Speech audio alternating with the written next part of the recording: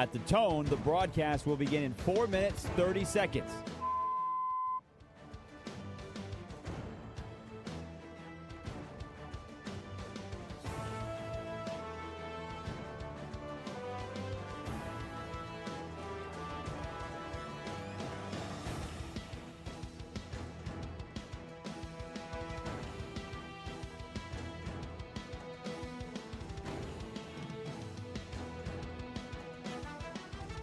At the tone, the broadcast will begin in 4 minutes.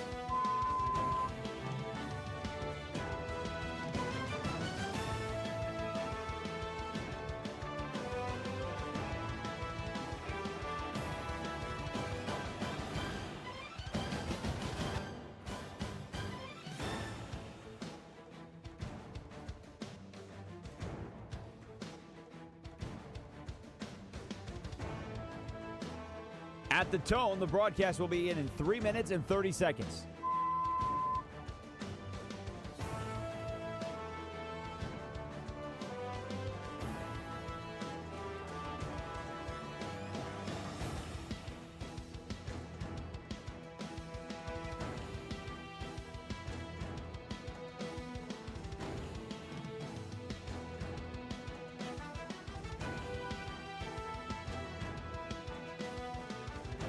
At the tone, the broadcast will begin in 3 minutes.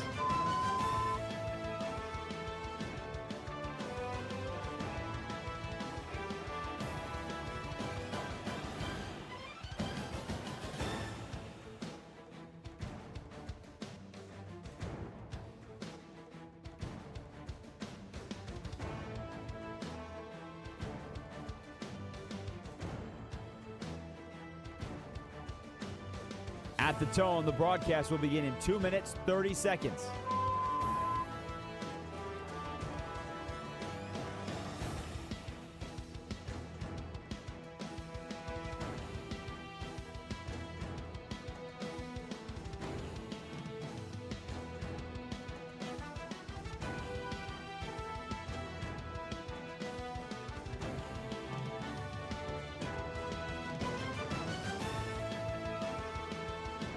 At the tone, the broadcast will begin in 2 minutes.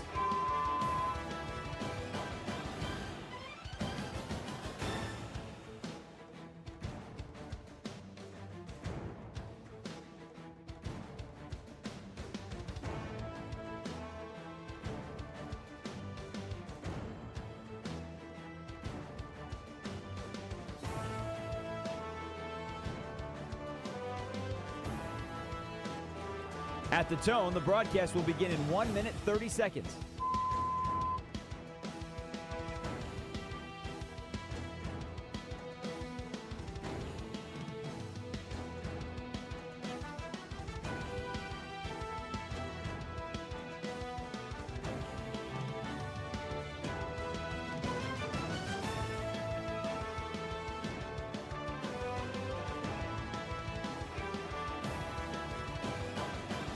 At the tone, the broadcast will begin in 1 minute.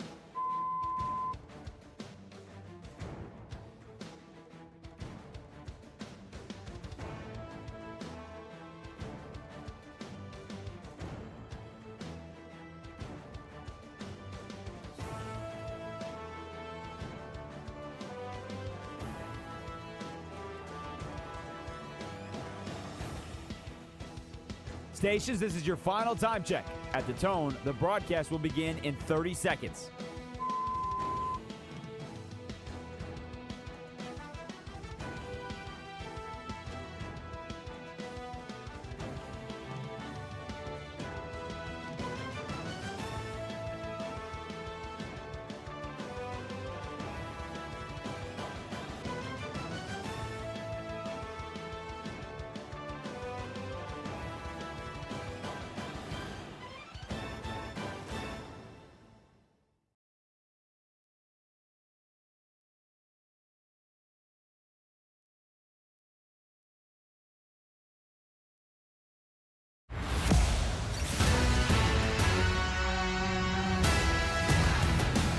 This is Bleck and Abdalla on Westwood One Sports. Here's Chris Bleck and Adam Abdalla. Welcome in to Bleck and Abdalla here on Westwood One Sports, the Westwood One Sports app, Sirius XM Channel 375, and all of our great radio affiliates around the country. I'm Chris Bleck along with Adam Abdalla, broadcasting live from downtown Chicago, on the air until 3 Eastern, hanging out with you. If you want to join the show today, you can call or text the show at 310-840-4910. Big day in the NBA. The NBA draft, the first round is this evening. 8 Eastern, live from Barclays Center in Brooklyn, New York. So we'll have the NBA draft tonight. And last night, we had a huge trade in the NBA as the Milwaukee Bucks are sending Giannis Antetokounmpo to Miami for a package of players and picks going back to Milwaukee, and the Miami Heat announcing themselves as a team trying to compete for a championship. They now land another star. It seems like, we always say that players go to the coast when in free agency. The Miami Heat always find a way to land the next star to be the face of their franchise. So Giannis to the Heat, big trade that went down last night. Yeah, this is their first time getting a big name since Jimmy Butler, I would say. Jimmy Butler was the last time they acquired a big name star. This is a team that's been in the play-in tournament the last 4 years. They made it to the finals in 2023. But this is a team that has always, Pat Riley has always been able to find a way to get top talent that is upset, whether they want to admit it or not. Giannis has wanted to admit it or not, to find a way to get that disgruntled superstar to come to Miami to play, quote, Heat culture, right? And to find a way to get that guy to play for Miami. And now they've done it again. And they've got Bam Adebayo, and they've got Giannis, and now they've got to find a way to put some guys around them, right? It's a big pause there, Abdalla. Yeah, that was a pregnant pause. Yeah. That was not me trying to struggle to think of other dudes. That was a very pregnant pause on purpose, because we've seen how teams the last few years have gotten to the conference finals, have gotten to the NBA finals, and have won championships. And the Miami Heat have said, F that. That's not what we're going to do. Yeah. We're not going to do that. We're going to put together the old school Miami Heat and try to just put together two stars and see what we can build around them. And look, they've done it before. They have. To Pat Riley's credit, to Eric Spoelstra's credit, to the Miami Heat's credit, they have done it before. Can they do it again with a bunch of talent in the East, with a large amount of talent in the West? Can they do it again right now after this trade? They are the fifth favorites to win the NBA championship right now as currently constructed, but a lot of moves have to take place. We're very early. Sure. NBA free agency hasn't even started. Of course it's the early. The draft is tonight. Why not? Yes. All this kind of stuff. Sure. But Giannis, his time in Milwaukee has ended. He is a member of the Miami Heat. And look, it's not like his time in Milwaukee was for nothing. He got a championship. That's true. Milwaukee got their championship out of him. It's not like it was a superstar for nothing, right? You got a championship. You got your Bucks in 6. You got all that good stuff. So you got what you wanted out of the superstar if you're a Milwaukee Bucks fan, I feel like. And now, if you're Miami, you have to try to do the same. Because now, for however much Giannis is left, he's over 30. He was injured for a lot of last season. And now you have to try to get a championship out of this team as currently constructed, or whatever you can put around Giannis and Bam Adebayo. All right, so there's a lot of angles out of this story, and I feel like the next 3 hours we'll be attacking this Giannis to Miami story throughout the afternoon. Okay, first of all, I want to go back, put a pin in the idea of the Miami Heat and Giannis and what they can get out of him. Well, let's talk about that in a second. I do want to go back to something that you mentioned. I think it's somewhat comical. I think it's hilarious. I think it's a bit of comedy. You had the DraftKings, the odds to win the championship, and the Miami Heat were what? They're fifth. What? Well, okay, to be fair. In the East? No, just in general. In the NBA? In the NBA. Well, okay, to be fair. Fifth in the NBA. Okay, can I give some context to it? Can I give you a context? Sure. Can I give you a bit of context? Okay, by all means. Spurs, DraftKings. Okay, first of all, DraftKings promo code BNA26. BNA26. Shout out. Shout out, DraftKings. Okay, Spurs plus 250. Okay. Thunder plus 260. Okay, got two favorites right there. All Boom. right. Celtics plus 650. Okay. Okay. Knicks plus 700. All right. All right. Okay, you notice how all of those are three numbers. Yes. Okay. 250, three numbers. 260, three numbers. Yes. Okay, if you're a numbers aficionado, those are a fan of numbers. If you're a fan of numbers, you're a big fan of numbers. I'm not a big fan. Yes. Like I don't like numbers. Like I'm not. Abdalla back in the day on a first date. I dropped out of math school. Like First date. Girl across the table says, "Hey, what are you a fan of?" He goes, "Numbers." Not numbers. Not numbers. Not numbers. Colors, but not numbers. Colors and shades, but not numbers. Yes. Okay. Now the next. So that's the top four. Okay. I said the Heat are fifth. Yes. Okay. Huh. 18-1 plus 1,800. That's four numbers. Okay. So that goes from plus 700 to plus 1,800. So there's a big gap. Notice how I made the pregnant pause when I said Giannis and Bam and a bunch of guys. It's the Spurs, the Thunder, the Celtics, the Knicks. What was that noise that you made? And then the Heat. That was me filling the pregnant pause there. Okay. So what do the Heat have now? Sure. Giannis is a top 10 player. Bam Adebayo, he's great. Yeah. No complaints with those two. Norman Powell is a really good player. Good outside wing player, can score for you, can get you a bucket. Yeah, I like him. You have Davion Mitchell, who's still there. Obviously, Tyler Hero is going back. He's still there. Well, I'm just saying, Tyler Hero is going to Milwaukee. Yeah. There are reports out there that Milwaukee is going to then move Hero on to somewhere else as well. But when you look at the way the Heat are constructed, essentially, they have no wings and backcourt outside of Norman Powell. Now, I know Andrew Wiggins is there. He's average at best today. 5 to 7 years ago, he was a borderline all-star player. That's not Wiggins anymore. So you have a team built on Adebayo, who can't create his own shots, and Giannis Antetokounmpo, who can't create his own shots. From the outside for either of those players. Both great players. They're going to have a hell of a defense, right? But they cannot create shots for themselves. Unless they're going for 81 or whatever, and the other team gave up, and the whole crap that went on this season with Bam. Yeah. All right. So you said fifth. Fifth in the NBA. 1, 2, 3, All 4, right. 5, fifth. I was looking at this morning, and feel free to call or text us at 310-840-4910. How many teams do you think are better than the Heat in the Eastern Conference alone? Like, where would you rank the Miami Heat today with Giannis and Bam? And again, they don't have a lot of cap space either. So this isn't like they can go out on a shopping spree and find other players to plug and play around Giannis and Bam. Right now, this is what I have. In the Eastern Conference, here are the teams that I think today are better than the Miami Heat.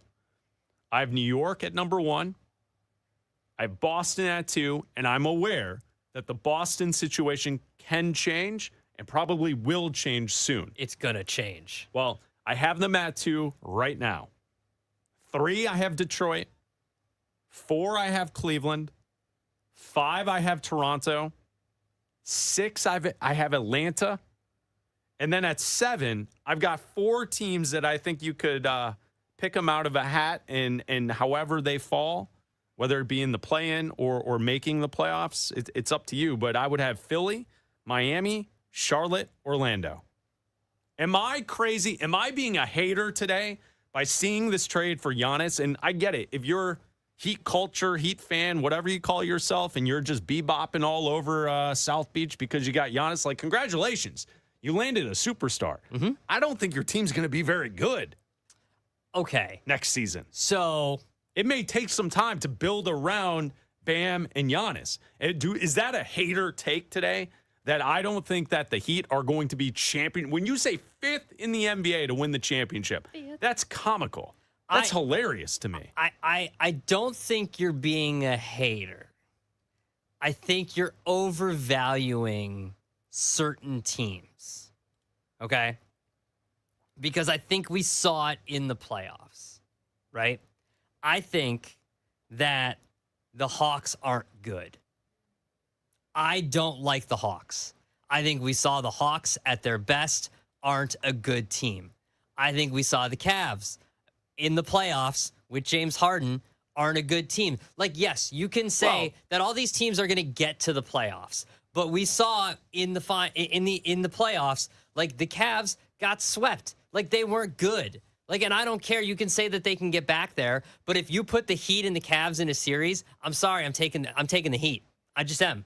If you put the Heat and if you put the Heat and the Hawks in a matchup in the playoffs, I'm taking the Heat. I don't like the Hawks. Well, isn't that a rule in the Eastern Conference that the Heat and the Hawks match up in the play-in? They have to. They have to meet up in the play-in? Not anymore. I would, I understand. You can go through the different rosters. I do think we have learned in the NBA that the super teams no longer are in vogue, and you need depth on your team. And this Heat team will not have depth. It will have 2 star players who need service. Absolutely. Which they need someone to get them. And Norman Powell is a good player. So I'm not trying to say that they're only 2 players. It just their backcourt isn't going to be very good. And how do you win in the playoffs if your backcourt's not good? I think that to me would be the concern. And I don't think I'm valuing depth and how teams will play through the regular season. I don't think Miami's going to be a top seed in the regular season. I don't care about the top seeds. I care about when you get into the playoffs. Yeah, but if you're 7 or 8, you have to play those playing games to even make the playoffs. I understand and by the time you get into the playoffs, you're then seeded up against the Knicks or the Celtics or the Pistons. I understand that, but look what happened to the Pistons. The Pistons were the top seed, and Jalen Duren once you turned get into a pumpkin, playoff series. and they were out. But there's no superstar easier to scheme against than Giannis Antetokounmpo. Everyone knows, pack the lane, force him to shoot from the outside, get back defensively, and you stop Giannis. It's James Harden. He doesn't show up in the playoffs. The Cavs are easier to beat than Giannis in the playoffs. I disagree with that. And you can call or text the show at 310-840-4910. A text from the 773, that's the Chicagoland area, says the Heat will be the 6th seed at best, most likely 8th seed in the East. Like, I feel like people are, a big trade goes down and everyone runs to their social media to be like, hey, here we go. The Miami Heat are going to be champs. The Miami Heat are going to be contenders. And it's like, dude, look at the roster. Now, if they pull off a bunch of different deals and they land like a point guard who's really good or a sharpshooter from the outside, then I would change the opinion and I would look at what's in front of me. But right now, with what the Miami Heat have, what's going back to Milwaukee in the trade, 3 first-round picks, tonight's 13th pick overall, Tyler Hero, some other players. I'm not saying this to suggest that Milwaukee is going to be better off. That's not the point of this conversation. The point of this conversation is congratulations to Miami. You landed the superstar, but I don't think you're going to be that good. I just think that if everybody look, and Giannis getting to the playoffs healthy is a whole other thing. But if Giannis can get to the playoffs healthy, I just think that what we've seen from this past playoffs that just ended with the Knicks coming in and winning, that I know that they were the 3 seed, and so sure, it's not a 6 seed winning. But at the same time, I didn't like anything I saw from the Cavs, who after game 1 decided to pack it in and go on vacation. The Hawks were nothing. The 76ers were good. I thought if, Joel Embiid can stay healthy throughout the entire playoffs, they'll give somebody a run. And we don't know what the Pacers are going to look like coming back fully healthy this season. So, to me, it's a mystery. And look, the Pistons were great during the regular season, but their second-best player turned into a complete pumpkin during the playoffs. Like, what are we going to get from the Pistons during the playoffs? Yes, I understand your ability to go through every team in the East and point out the faults. And then all you're saying is, Giannis, people know how to beat Giannis. Okay. But this isn't, they didn't land Luka. You just said they landed a top 10 player in the NBA. Who has flaws. Okay, and I'm pointing out major flaws. And I'm pointing out every other team's major flaw. You can call the show at 310-840-4910. That's Ronald in Florida joining Bleck Abdalla. What's up, Ronald?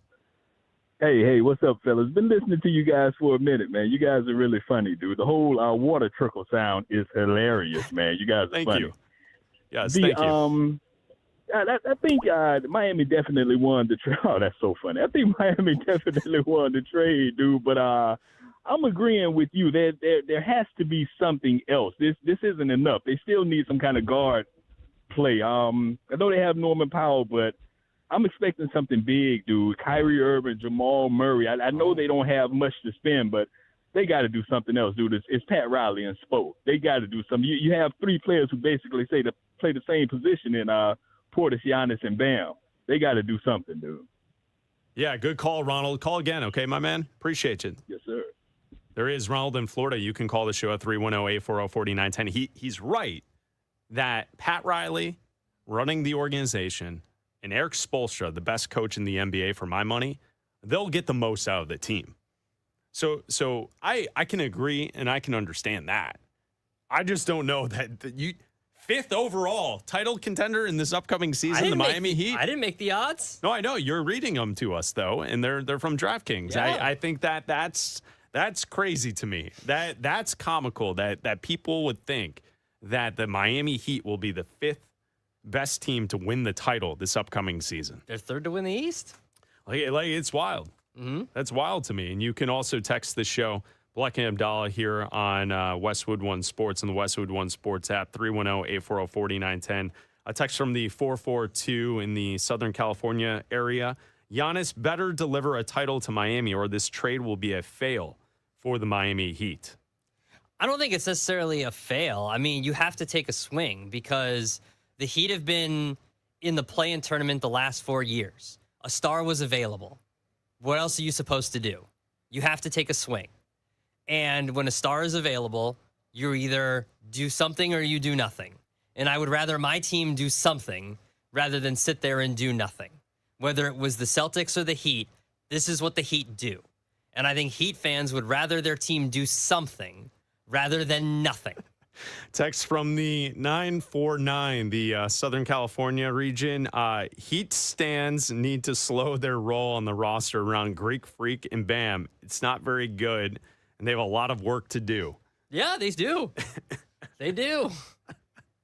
So, I mean, I think that's going to be a part of the fun conversation. We haven't even gotten into the Celtics side of this, missing out on landing Giannis. I think that would have been a better team fit. If Giannis lands with the Celtics, I would have then agreed with the odds, suggesting that the Celtics could be a title contender.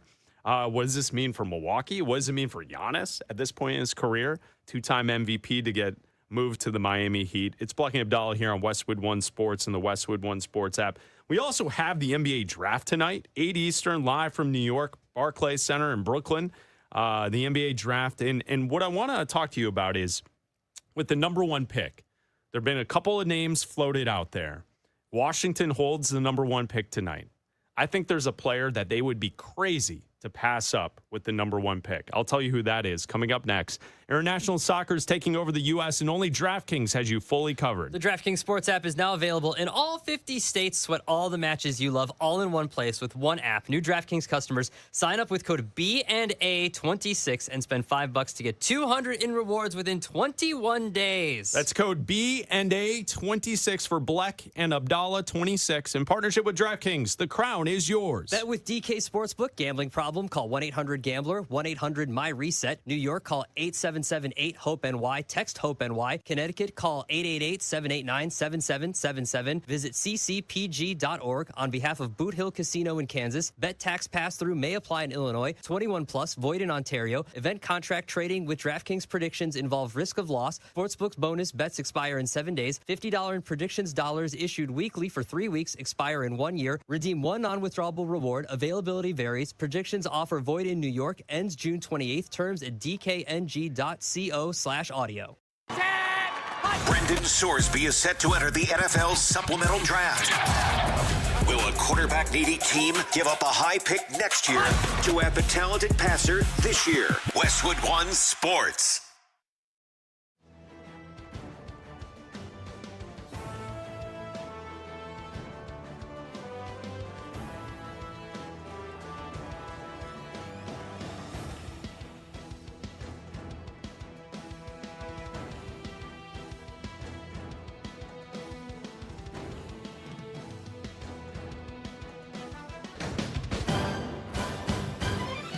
At the tone, the broadcast will begin in 4 minutes, 30 seconds.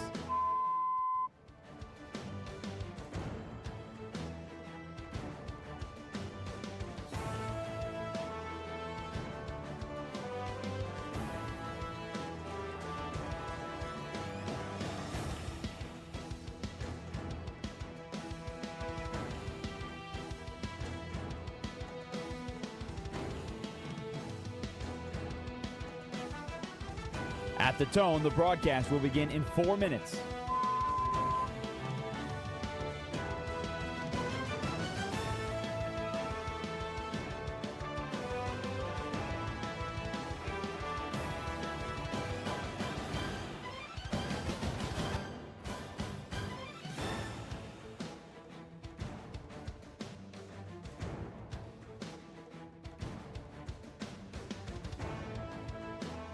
At the tone, the broadcast will begin in 3 minutes and 30 seconds.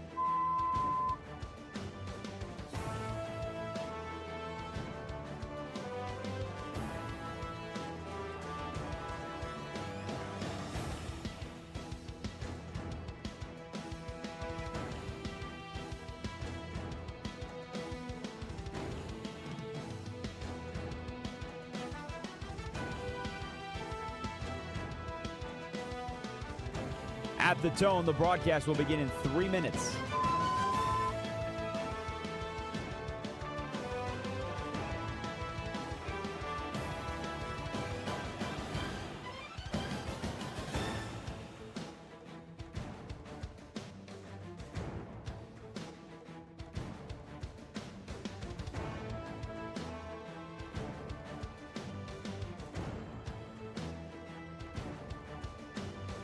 At the tone, the broadcast will begin in 2 minutes, 30 seconds.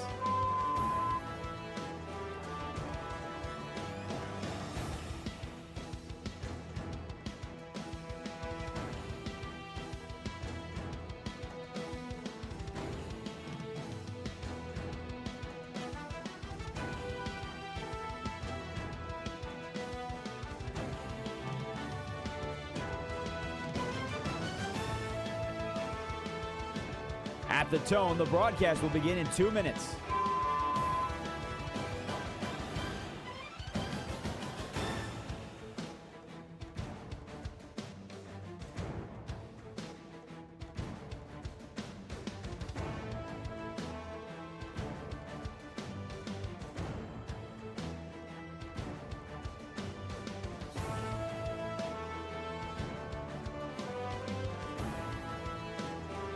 At the tone, the broadcast will begin in 1 minute, 30 seconds.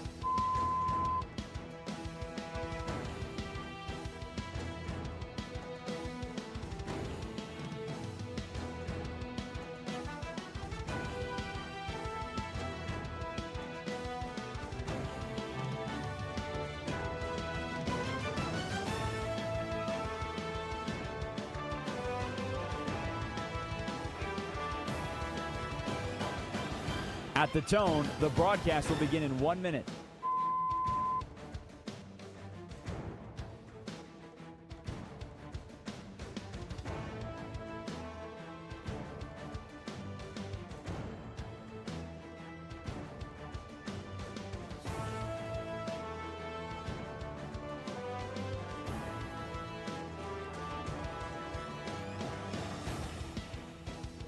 Stations, this is your final time check. At the tone, the broadcast will begin in 30 seconds.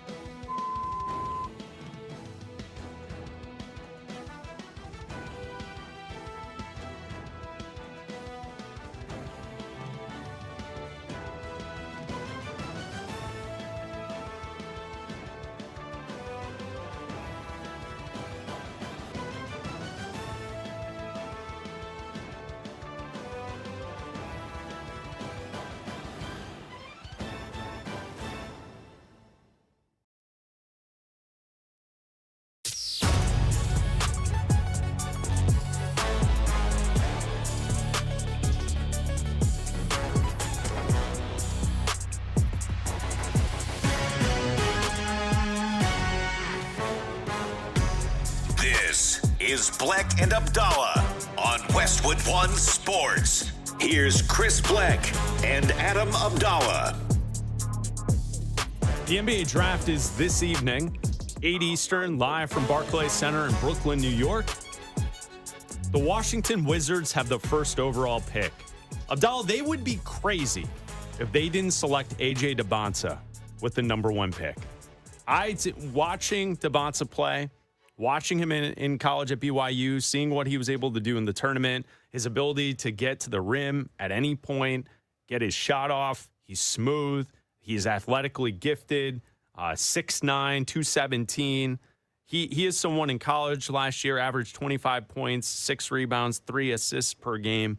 He is a player that's the full package, and you don't have to worry about the personality type with A.J. Debonsa. If I'm the Wizards, you select him number 1 overall tonight, and you set your franchise up for success for the future. I don't think that this should be a question of either taking Debonsa or Darren Peterson or Cameron Boozer, all very good players.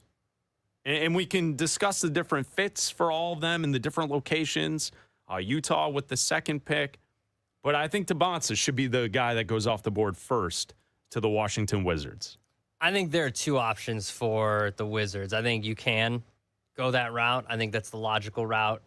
I think you could also flirt with trading back. You know, if the Jazz are convinced that you are going to be taking Debonsa and they really, really want him, and it's like, look, you can either trade up and give us something for that number 1 pick, or we're going to take Debonsa because we know the Utah Jazz's ownership's affinity for A.J. Debonsa, the player. Yeah. And how he went to BYU, and he's a booster of BYU, and how, you know, that relationship there. So if that is something that the Wizards want to entertain, and then they can have their pick of Darren Peterson, Cam Boozer, or Caleb Wilson, there's nothing I don't think you can go wrong with any of those players. Now, we know that Darren Peterson had his, you know, the availability issues at Kansas throughout the season. He said it was a creatine thing. He was taking too much creatine, and that was causing the cramping and the dehydration. Listen, man, you got to drink a lot of water when you're taking too much creatine. How much creatine was he taking is what I want to know. I don't know. Ask Mark McGuire. It's a lot of creatine. See if he has an idea. How much creatine is too much creatine? That's a lot of creatine, man. I don't know. I've never taken creatine. That's a lot of creatine. Should we beef up for the summer? I mean, I want to become some beefy bros. No, if we're gonna do this, it's the summer of HGH, and you know that it's not just creatine. We're going full A-Rod, not just Mark McGuire, like full A-Rod roids HGH. Like there's no. Do you think Raj will join us? We're not gonna half step this. Raj, would you join us if we took on a summer of HGH? Would you? We're losing days here, guys. we want to beef up for the summer. As elder millennials, I remember when creatine became like a huge thing in high school, and like the bros after school that were on creatine. Of course. Abdalla's laughing because he knows exactly what I'm talking. I was not a creatine. I do. Bro. I was not a creatine. And everybody's bro. like, you got to drink your water. You got to drink a lot of water. Everybody's going to the bathroom 5 times during class. I would not participate in the summer of HGH, but I am glad to monitor you guys through it. Like, I'll track it. You make sure it's safely administrated. You know, we can make sure it's safely administered. We can get the measuring tape and measure your guns to see how big they get over the summer. I don't have any, so because you're not on HGH yet. If we wanted to beef there's up, nothing I'm here. cool. Yeah, there's nothing here. So I'm cool. I'm down. We're starting at 0. Yeah, we get you guys on HGH, and like by the end of the summer, you guys are all like jacked up. You look like middle linebackers, just ready to go. The Pythons are at 0 here. Could you imagine us both hosting the show and we look like Johnny Bravo? Sitting here, the cartoon character. We're just sweating and we're just angry all the time. Full disclosure, the takes Raj, just go through the roof. Just super angry bro takes. I like it. Full disclosure, on our old radio station that we were on in Chicago back in the day, we tried to pitch a summer of HDH to the hosts. We tried and we tried to do How'd it. that go? And we were scolded. We were told that that's not healthy and we should not do it and we shouldn't joke around. Someone was going to Mexico, and we were like, if you're going to Mexico, beef up, man. buy You're a there bunch anyway. of HGH and bring it back because Let's beef up. you've got a way to get it over there. You can just go into a farmacia and get it. And They're on every block. Yeah, you can just buy it over there. You don't need a prescription. You don't need to just be like, give me all of that HGH. And if you don't like the price, you go to the next one, you have the two bid against each other. It's great. I need 4 people's worth of summer of HGH. It's outstanding. So anyway, yes. If the Wizards decide to trade back one spot, I don't see that there's anything wrong with that. Like, you can have your pick. This is why this is one of the, I know it's a very deep draft, but it's a 4-player, a top player draft with DeBonsa, Peterson, Boozer, and Caleb Wilson. And I think if you do that, if you do trade one back, you can still have your pick of a top franchise-changing player. Okay, Peterson, Boozer, or Wilson. Sure. I do think the logical thing to do would be to just don't pick up the phone, pick DeBonsa, and pick the best player in the draft because he is by far the best player in the draft. Yeah, I agree. The one element that you mentioned, a connection with boosters, BYU, the Utah Jazz, I think you're overlooking a major connection between the Utah Jazz but this is and Cameron Boozer. I understand. Carlos Boozer, his father, works in the front office for the Utah Jazz. I understand that, but the owner trumps the I think trumps the little nepotiz. I'm just saying I would not be surprised tonight if AJ DeBonsa goes 1, Cameron Boozer goes 2 to the Jazz, 3 Memphis takes Darren Peterson, and then Caleb Wilson goes to Chicago at 4. I would not be surprised if that's the way the top 4 fall. I think also for fans who are maybe not the biggest of NBA fans or maybe in past years they've noticed that there's been so much European influence with the NBA draft that you get players selected that you don't know, and then like people don't really have opinions on said players. For the most part, the guys you will see tonight in the first round, you probably watched in college, and most of them participated in March Madness. So last year, we covered it here on the show, that college basketball season was awesome, and we all followed along, and the tournament was great. Mm-hmm. A lot of these players will be drafted tonight. Darius Acuff from Arkansas, he's someone that will go in the top 10.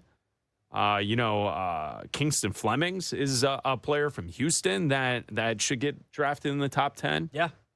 Wagler from Illinois was a player that wasn't unexpected to be a high draft selection, but his play in the tournament and the play in his freshman season was pretty good for the Illini, to the point where people think he can be a ball handling guard who can shoot from the outside on the next level. You know, he also said yesterday, which I think is interesting, is Keaton Wagler mentioned that he only worked out for a couple of teams. And looking at the draft, he said he worked out for the Clippers and for Chicago. So LA and Chicago at 4 and 5. And he declined to work out for Brooklyn at 6. So what does Wagler know? Is he's going top 5? Did someone promise him? Did the Clippers promise him that he's going 5th overall? That must be what he thinks. I mean, I'm looking at a mock draft that has him going 5th overall now. I don't think he's going top 4. I don't think so either. I think that the top 4 goes somewhat like you said, DeBonsa, Peterson, Boozer, Wilson, or DeBonsa, Boozer, Peterson, Wilson, something like that. Yeah, and so I think Washington, you mentioned a play where they could perhaps move back, still get the player that they want. I get that. I wouldn't do that. I would just take the player that I want first overall and set up your franchise. And I would also say this for Washington as you head into tonight. The Washington Wizards, tonight should be a night of celebration and enjoyment, and hopefully your franchise is changing.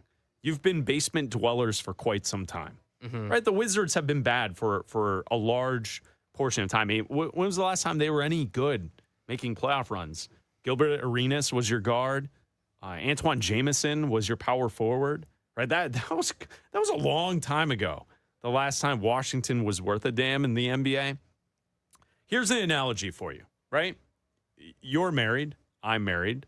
I'm sure many of you who are listening to the show, you've been married once, or maybe you're planning on it, right? At some point.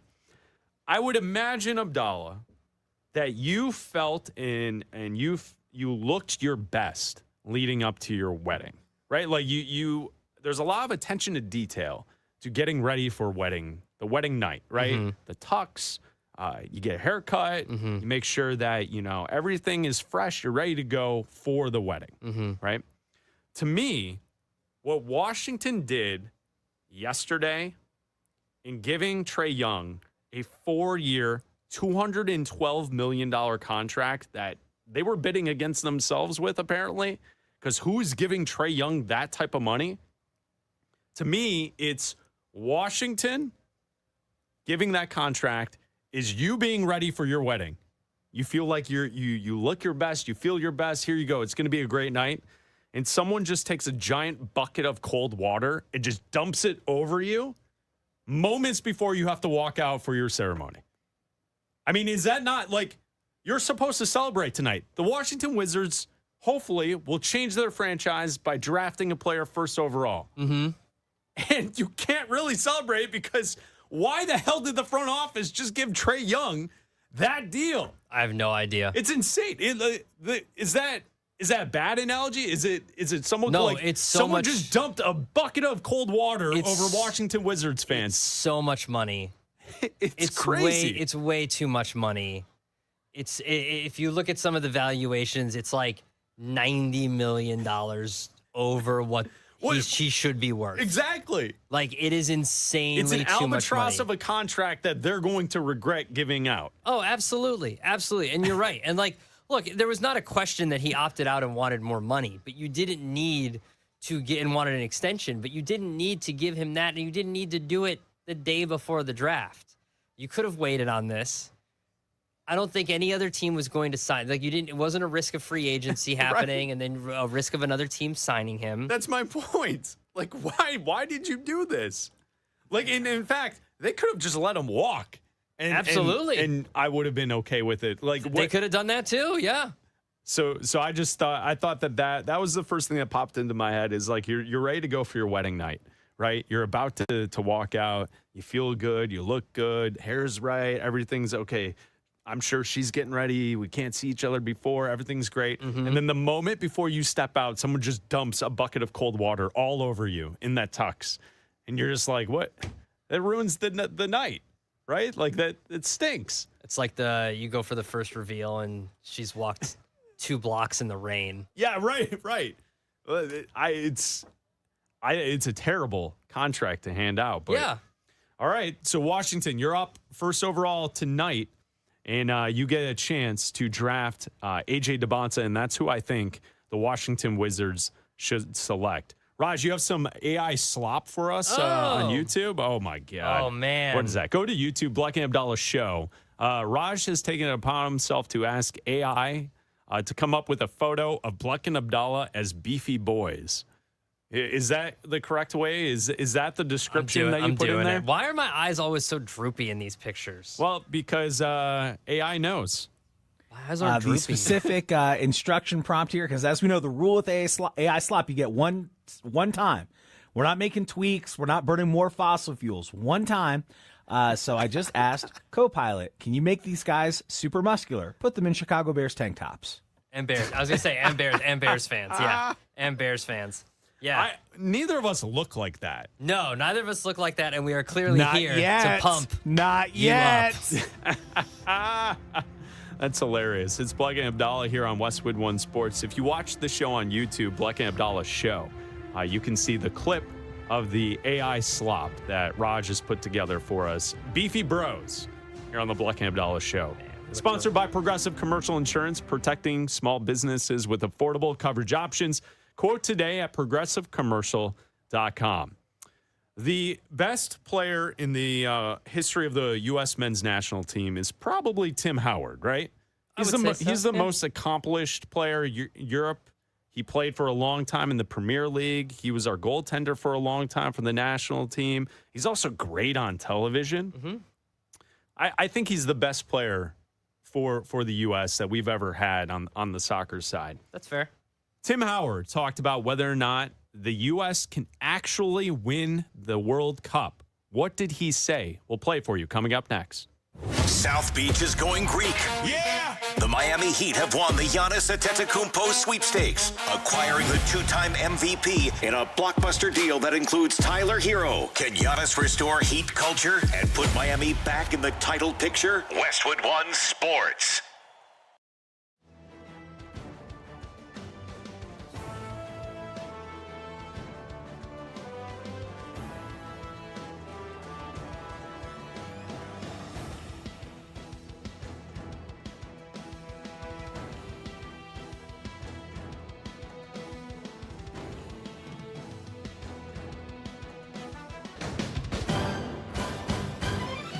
At the tone, the broadcast will begin in 4 minutes, 30 seconds.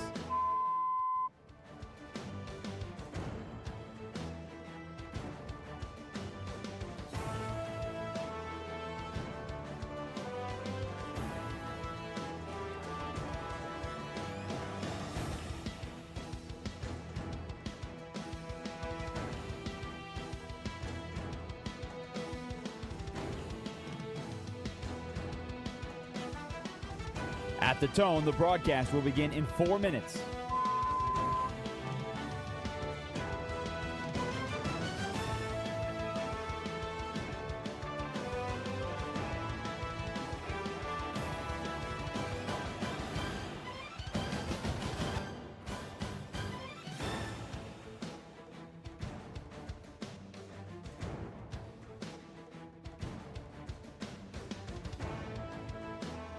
At the tone, the broadcast will be in 3 minutes and 30 seconds.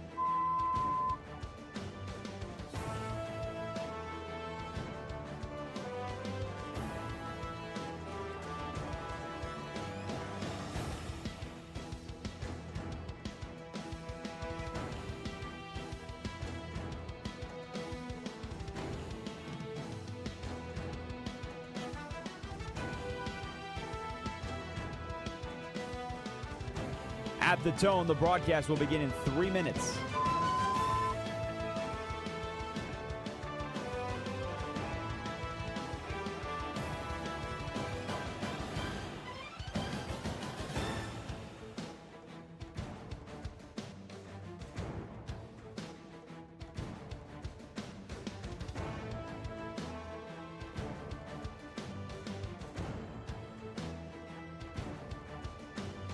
At the tone, the broadcast will begin in 2 minutes, 30 seconds.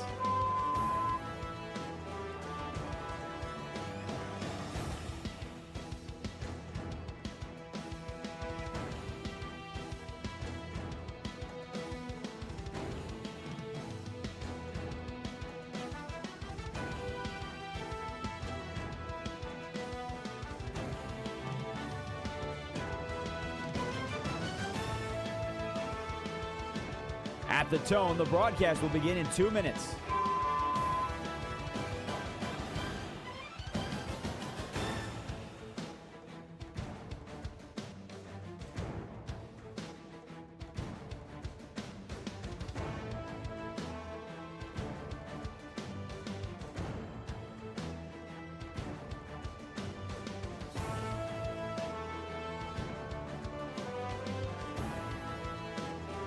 At the tone, the broadcast will begin in 1 minute, 30 seconds.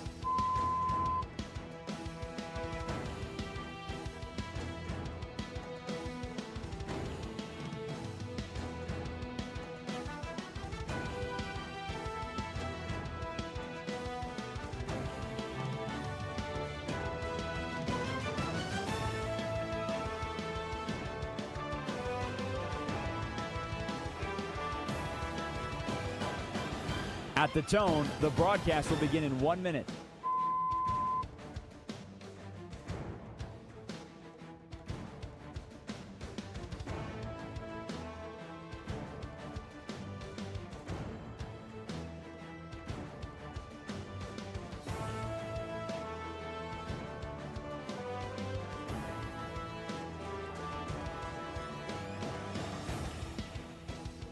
Stations, this is your final time check. At the tone, the broadcast will begin in 30 seconds.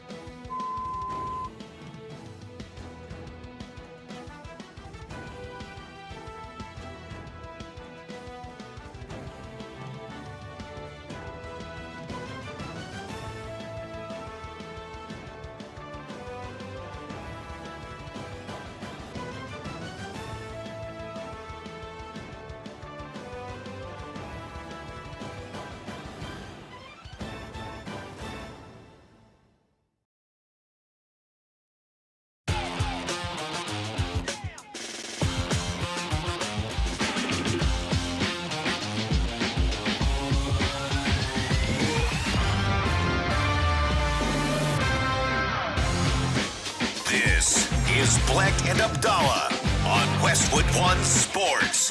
Here's Chris Bleck and Adam Abdalla. I feel like we tried to properly warn people yesterday that yesterday at the World Cup was the day of stars. I mean, they've gone 2 for 2 now. The first go around, the first matches for these big name stars, Messi, Mbappe, Haaland, that all of them scored the first go around. Yesterday, all 3 of their countries were in play yesterday, Norway, France, and Argentina. All 3 scored 2 goals. Yeah. Like, if you want star power participating and excelling at the top of their craft, the World Cup is delivering. Now, today, Portugal plays in about 15 minutes against Uzbekistan, and we'll see if Cristiano Ronaldo can get off the schneid. What is it gone? He's gone like 10 international games in a row where he hasn't scored a goal. So 9 or 10, and that's why there's no debate between him and Messi. Yeah, for sure, absolutely. And England plays later on today as well. So World Cup action taking place. Tim Howard is probably, for my money, the most decorated and best soccer player from the U.S. that we've ever had as a country. I know Landon Donovan can make an argument. Clint Dempsey can also make an argument. Hopefully, one day we can look back and say Christian Pulisic is the greatest to have ever played for the U.S.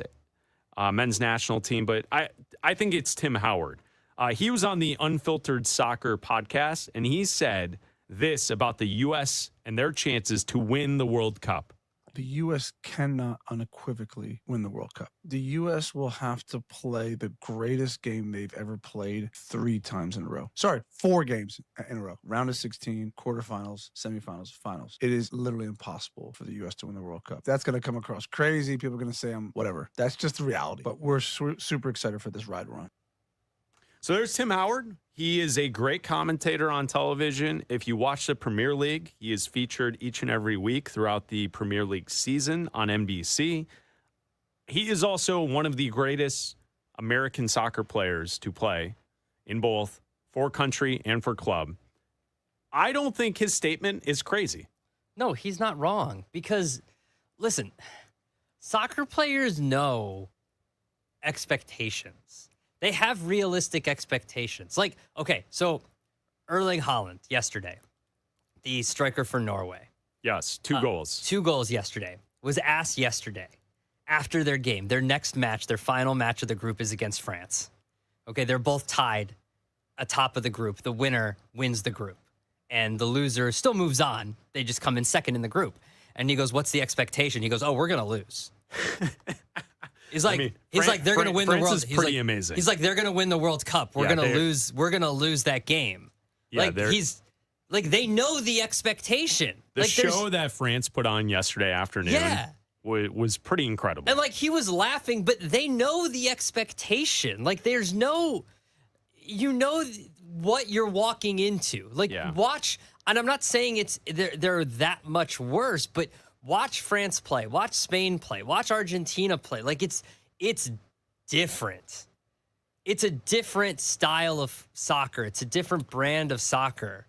They're just miles and miles ahead. And again, if the U.S. gets to the round of 16, if they get to the round of 8, that is a huge accomplishment. And there's nothing wrong with that. Even the best and Erling Haaland is one of the best 5 players in the world. Top 5, maybe even top 3 players in the world right now. And even he knows that they can lose, that they're probably going to lose. And he just says it. Yeah, we're going to lose. Yeah, we're probably going to lose. Yeah, and I feel like Tim Howard setting the expectations, and you and I discussing this the last couple of days.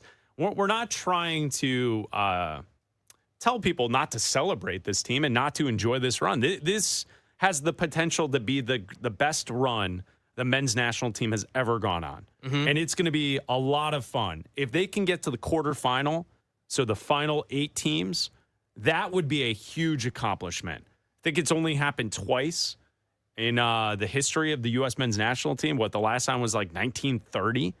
So, if they're able to be that would be a big accomplishment. For them to win the World Cup, I think Tim Howard's right. It would take, It would take this group of players to play the very best game they've ever played in their lives 4 straight times. Yeah.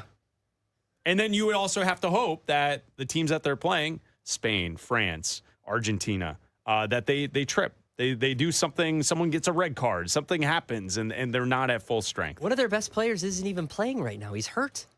Christian Pulisic is hurt right now. Yeah, I mean, hey, he should be back, hopefully, for their knockout round. But, yeah, as we talk soccer, the World Cup throughout the summer here, we like to support soup. And this is a segment we call the World Cup of Soup. No soup for you. Bleck and Abdalla's World Cup of Soup. Soup is good food. Yes, we're big soup supporters. Throughout the group stage, Abdalla is selecting one country from each group, and he is taste testing a soup here on the show. There were 12 days of the group stage, and we have 10 shows.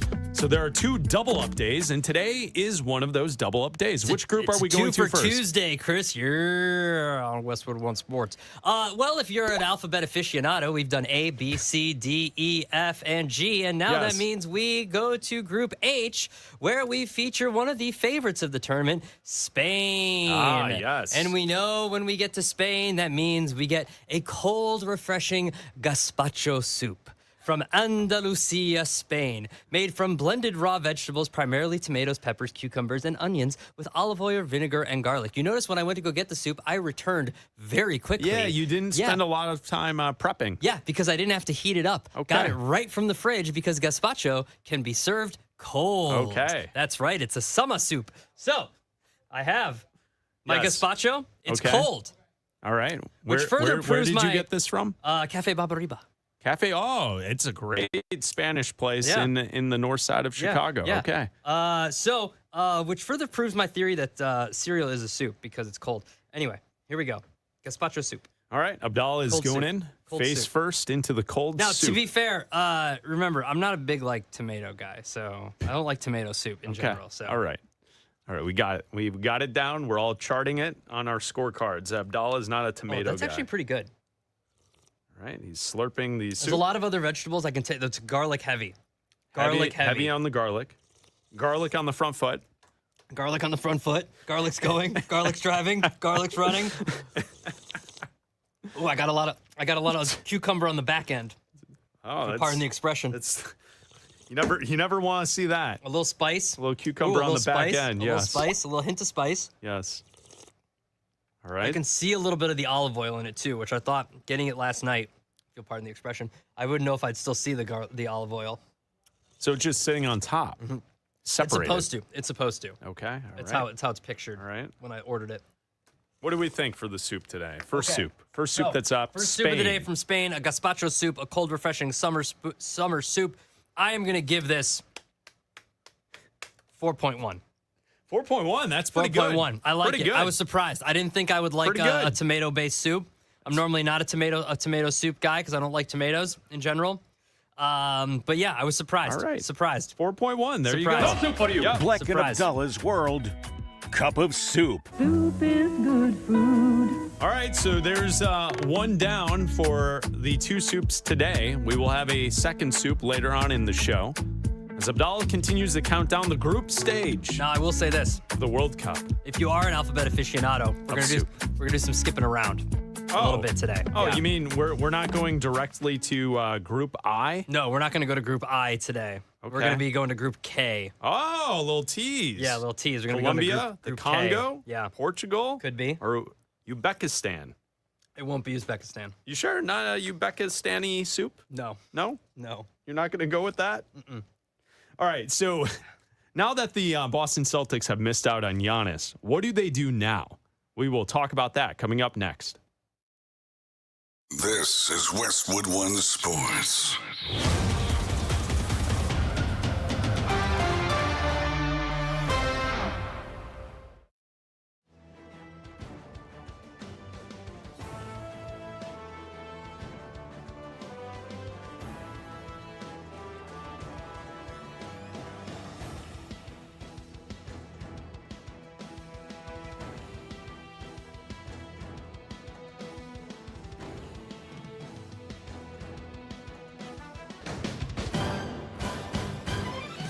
At the tone, the broadcast will begin in 4 minutes, 30 seconds.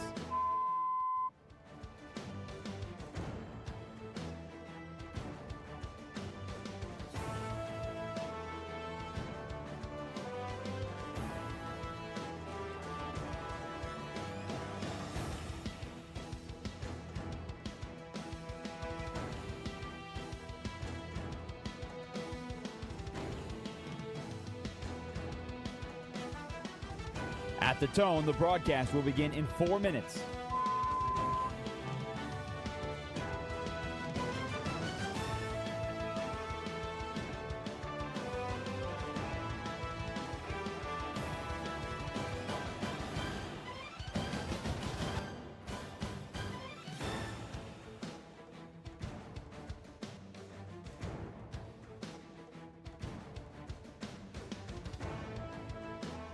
At the tone, the broadcast will begin in 3 minutes and 30 seconds.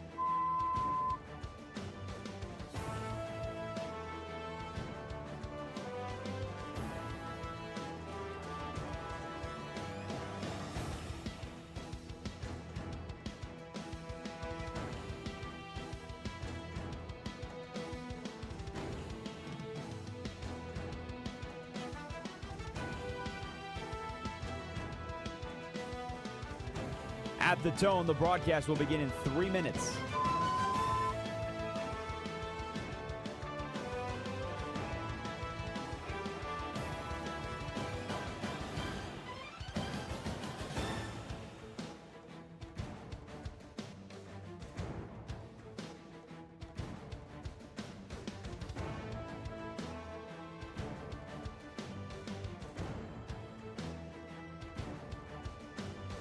At the tone, the broadcast will begin in 2 minutes, 30 seconds.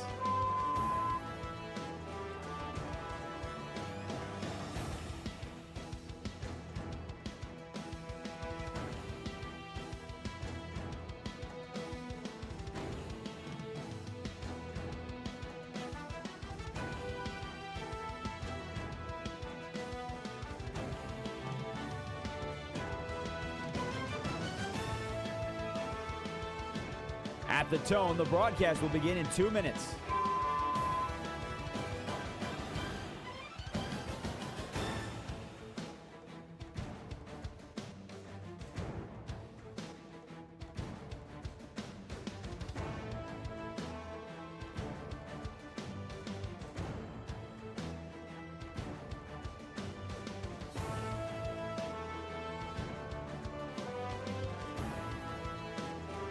At the tone, the broadcast will begin in 1 minute, 30 seconds.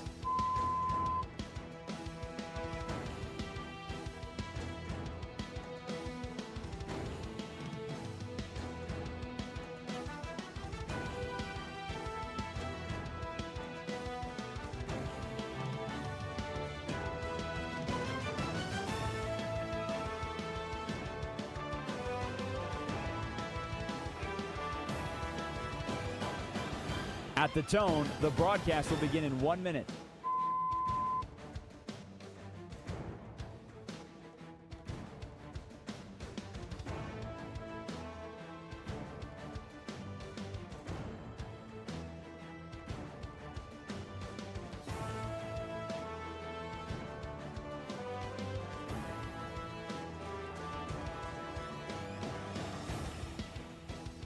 Stations, this is your final time check. At the tone, the broadcast will begin in 30 seconds.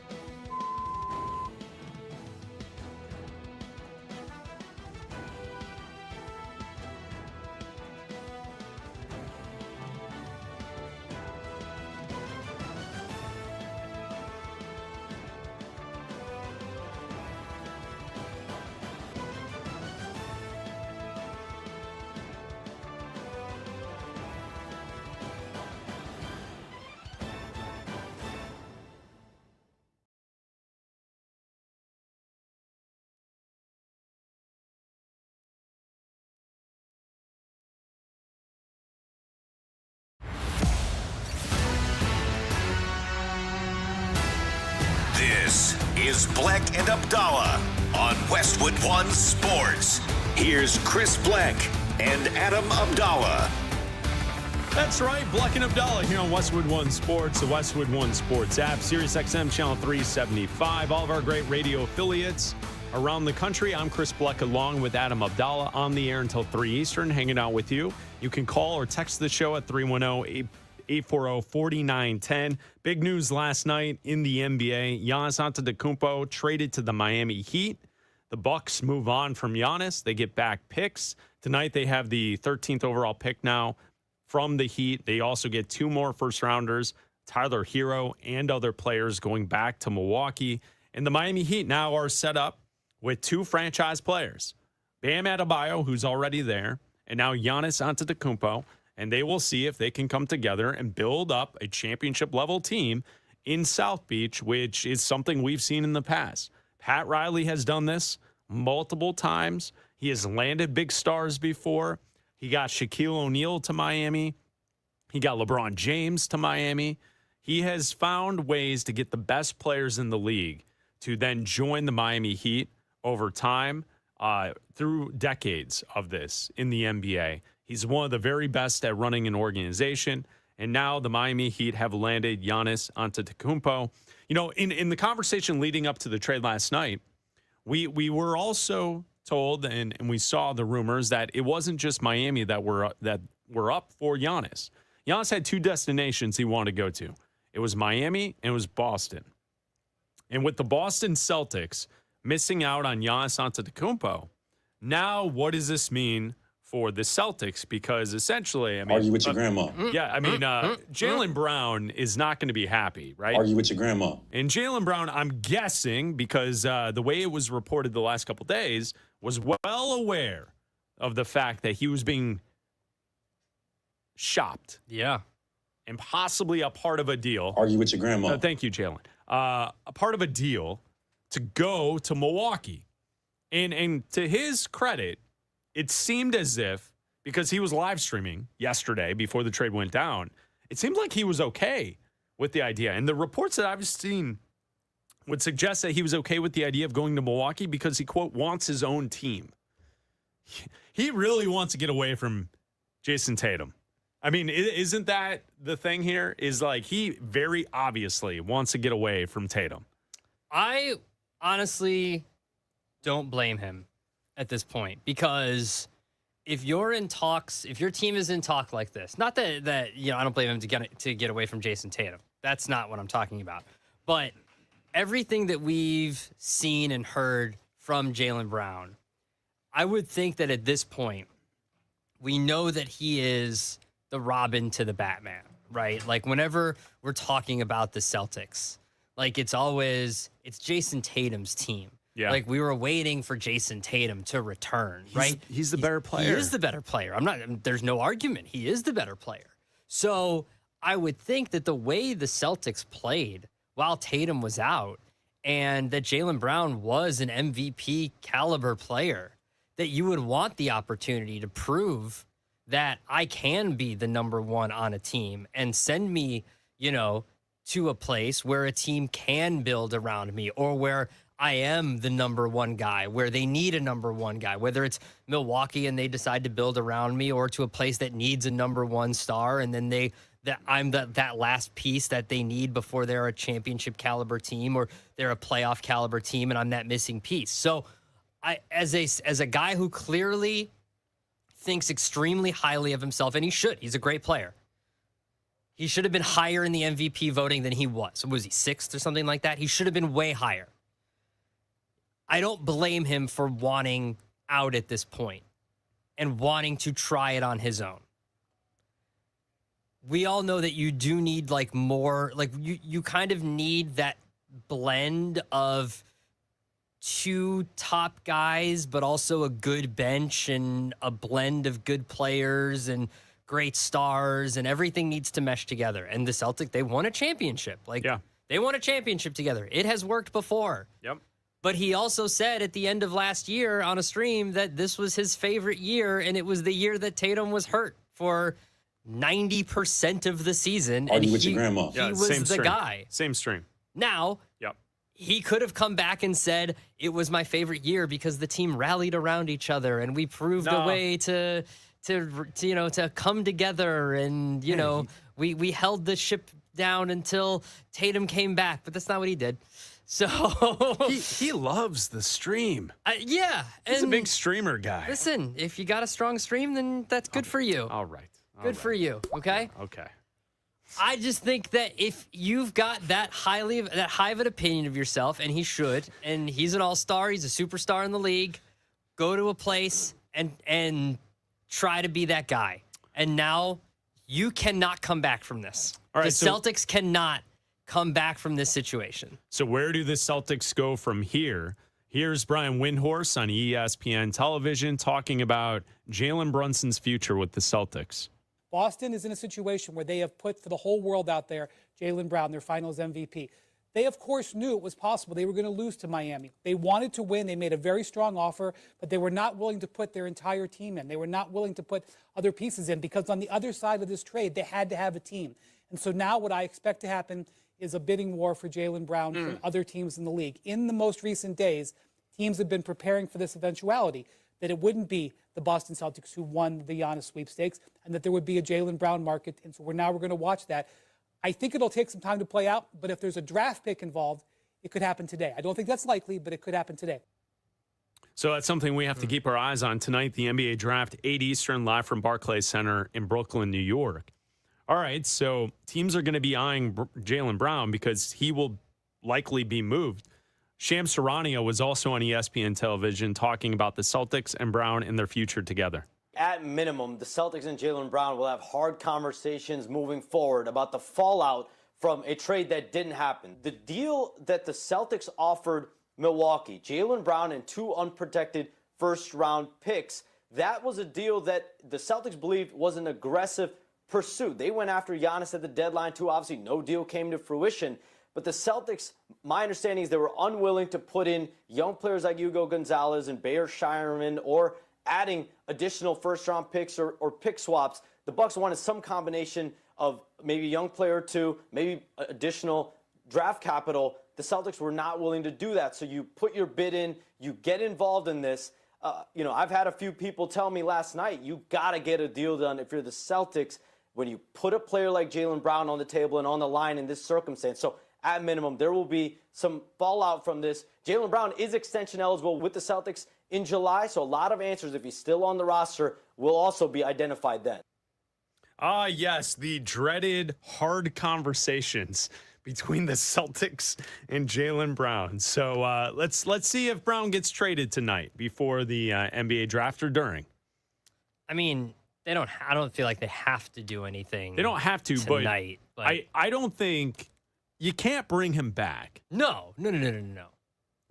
I also think Jaylen Brown's a great player, and there are teams that are like maybe not the 2 or 3 favorites in the NBA that could utilize Jaylen Brown and maybe some restructuring. There's a couple of teams out west that, we kind of look at the rosters and we say, like, how is that team going to retool?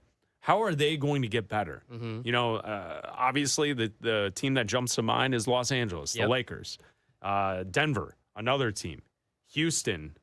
They're all there. They're good. Minnesota. Mm-hmm. They're all good teams, but they're not San Antonio or Oklahoma City. Mm-hmm. So it'll be interesting to see if Jaylen Brown is a piece that one of those almost contenders sees as like, hey, if we flip this guy who's been here for a while and we get a player like Jaylen Brown, is the net positive us actually being a better team than what we currently have constructed? But that's the thing. Is he going to go to a place where, you mentioned some of those teams? Oh, they're all teams that I mentioned that have a player that will be better than Jaylen Brown. Exactly. Yes. You mentioned every single team. Yeah, I specifically mentioned teams where he would not be the best player. You mentioned every team that already has a Batman. Yep. He would instantly be a Robin once again. And that would, again, look, if you want to win another title, that's how you have to do it. Like the Knicks winning a title is rare. You don't see it. I mean, if the Spurs would have won the title, you can say that, okay, they have one superstar right now, but Stephon Castle, Dylan Harper, those are superstars in the making. They're all very young. Those guys can become stars and superstars soon. The Knicks have stars in one superstar, I would say, in Brunson. Karl Anthony Towns, I don't know if he's a superstar. He's a star. He's pretty close. He's close. Good. I think the way that they, some people look at it is if you make an all-NBA team, you're a superstar. Yeah. However you want to qualify that, all-stars, all-NBA, it's essentially the top 15 players in the league. Does that qualify as being that? And Jaylen Brown is definitely that. Yeah. He's definitely a superstar. So you need two guys. So anywhere he goes, he's either going to be the one or the two. So if you go to one of those teams that you mentioned, you're either going to be a Batman or you're going to be a Robin. So just go. You know how I am. I'm a very giving person, and I like to help others. It's probably it's on my business card. I've got an idea for the Boston Celtics. Let's help out the Boston Celtics. Let's get do back this. to you being a giving person. Yeah. Let me finish. I think this is what should take place. I follow the Chicago Bulls. Oh. I think the Bulls should offer up Josh Giddey a 1-for-1 trade for Jaylen Brown. Okay. And we give them Josh Giddey. Yeah. And coming back to Chicago will be Jaylen Brown. What do you Sold. think? Does Sold. that sound Sold. Does that sound like a Sold. good deal to everyone? Sold. I'm very giving and I Sold. care for others. So I feel like our friends in Boston, all of our Celtics fans listening to the Sold. program, I feel like that would be a fair trade. Sold. With the Nick Claxton deal didn't do it for you? No. Yeah, that's something. What are you talking about? They made a move, Come on. I guess. They're going to get Caleb Wilson tonight. Hell yeah. I can't wait for Bulls are gonna get Chicago Caleb Wilson to roll tonight. out to the rest of the country. Caleb to Caleb. Two Calebs. Just Caleb's running wild on the rest of the country. Two Calebs. I love it. Come on. I think that's a very nice giving thing is that we could give the Celtics Josh Giddey, and then the Bulls could take back Jaylen Brown. And then we could do a live stream here in Chicago with Brown. Since it's apparently all he cares about. I just want you and I are just the two guys in the background. Yeah, just sitting there. Just standing in the background while he's wearing sunglasses Yeah. and hats and cool jackets. The guys in his videos are always wearing cool jackets. Yeah, of course they are. I don't have cool jackets like that. I don't have a cool jacket either. We've been talking about Giannis going to Miami, and I think when we look at this, it's a big deal for the Miami Heat. I don't think it makes them a title contender, though. You can text the show at 310-840-4910. Where do you stack the Miami Heat in the rest of the conference? Right now, the way I have the East, I have the Knicks, the Celtics, and of course, you have to put a big asterisk next to the Celtics because of the conversation we're just having with Jaylen Brown. If he is moved, we'll have to see and assess based on the pieces that they get back. I have them as the second best team today. Detroit 3, Cleveland 4, Toronto 5, Atlanta 6. And at 7, you could sell me on Philly, Miami, Charlotte, Orlando, or other. Man, you When I look mentioned at Indiana. No, I'm not. I'm aware. Halliburton does nothing for you coming back? No. Fresh doesn't. legs? No. Nothing? No, thank you. All right. I'm just saying, if you look at the Eastern Conference, the trade for Giannis doesn't immediately throw them to the top of the board to me. Okay. The odds would argue with you on DraftKings, promo code BNA26. Shout out. It goes Spurs, Thunder, Celtics, Knicks. Gigantic gap in odds. From the Knicks are plus 700. The Heat are plus 1,800. So it goes 7-1 for the Knicks to 18-1 for the Heat. The Pistons are 25-1. The Nuggets are 25-1. The Timberwolves are 30-1, along with the Lakers at 30-1. The Pacers are 35-1. The Cavs are 40-1. The 76ers are 55-1. Yeah. You can text the show at 310-840-4910. A texter from the 530 out in California says the Godfather Pat Riley does it again, closing the deal, landing Giannis away from the bitter rivals Boston. Well done by the OG. Celtics got played by the Bucks to get more out of a trade haul from Miami. Well played by them. Yeah, I agree with that. I think Miami was the better deal for. Yeah, and you know what's interesting about that idea is, did you see the quotes from the reports around Milwaukee is that the owner, Jimmy Haslam, didn't want to bring back Jaylen Brown because he didn't want to fall into a situation where Brown next season or the season after is forcing his way out of Milwaukee, just like Giannis did. Yep, absolutely. So that Completely makes, understand.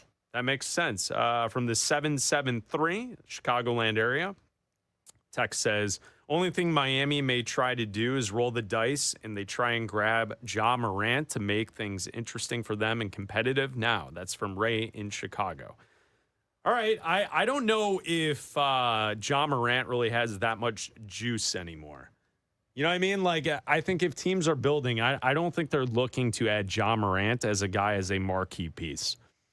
I don't know if I would want Ja Morant in Miami. Which well, yeah, that may also be the case. You know what's funny is, like, when you think of, like, drop-offs of players. Ja Morant fell off a cliff. Morant used to be the guy. Yeah, absolutely. You know, like he was an absolute superstar in the making. Yeah. And he just fell off. Well, it's a lot of off-the-court stuff. You can always text the show, 310-840-4910. Bleck Abdalla. This is a texter. Where is that from? The 336. Where are we going? 336. Carolina. All right, here we go. 336. Here's the texter. Mr. Bleck. It's Josh. Is it really? Josh Graham, friend of the show? Here's what the text reads from the 336. Mr. Bleck, just one suggestion.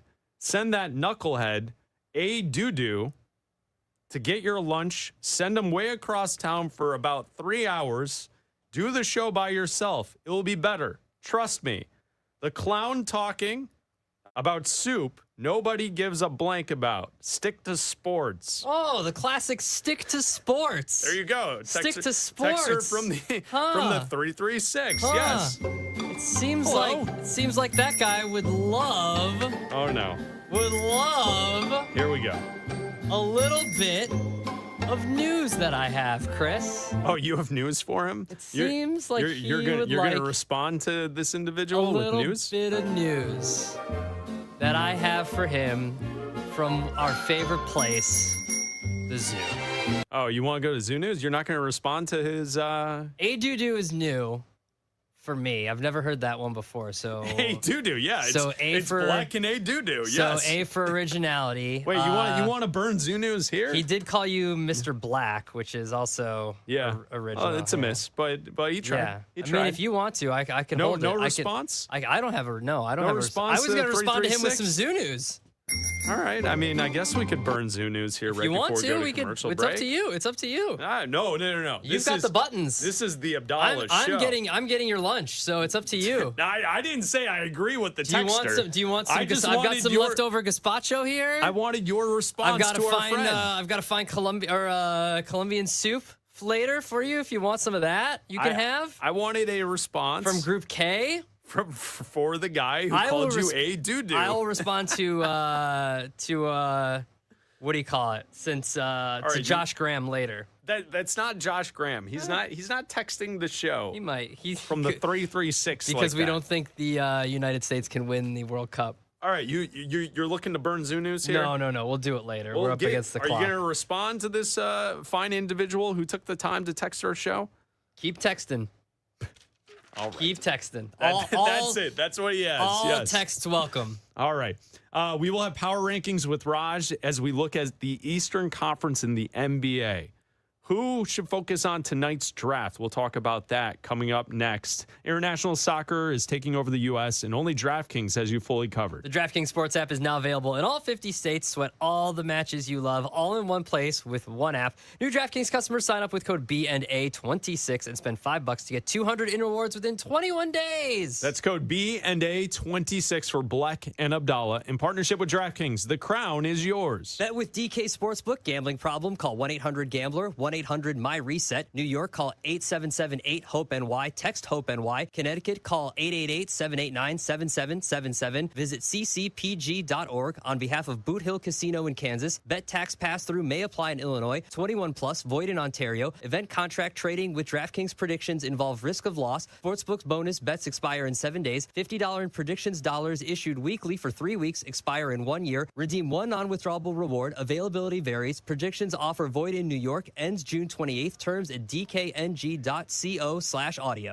The U.S. men's national team is 2-0 for the first time since 1930. After an historic start, is it too early to dream of America celebrating its 250th birthday with a World Cup trophy?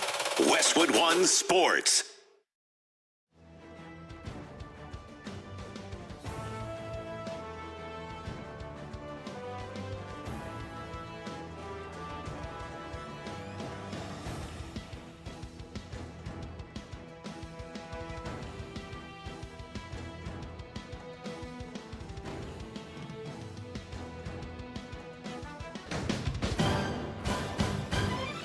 At the tone, the broadcast will begin in 4 minutes, 30 seconds.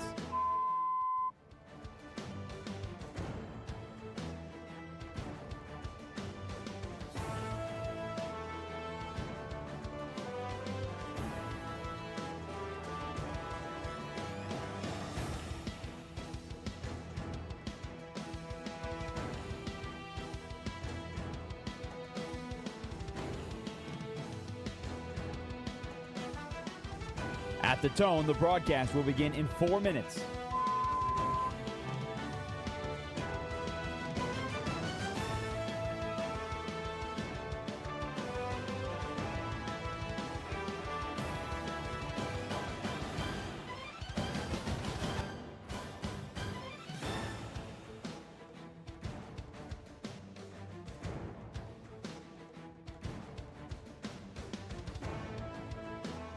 At the tone, the broadcast will be in 3 minutes and 30 seconds.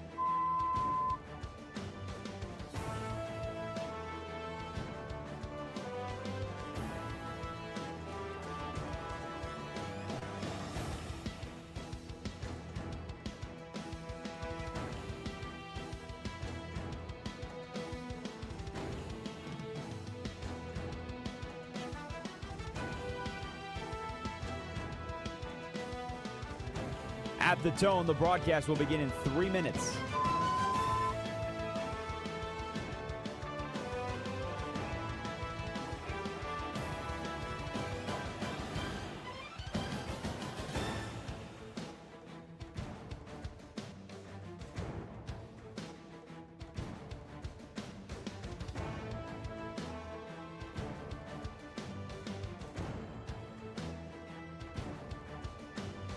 At the tone, the broadcast will begin in 2 minutes, 30 seconds.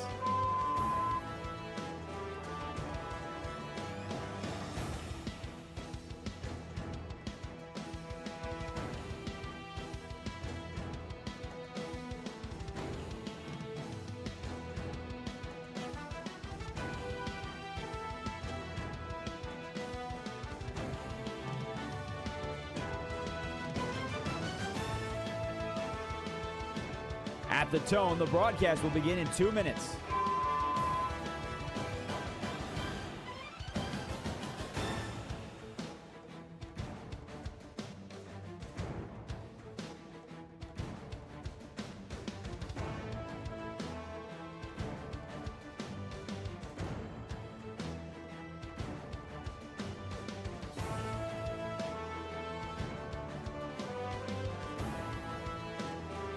At the tone, the broadcast will begin in 1 minute, 30 seconds.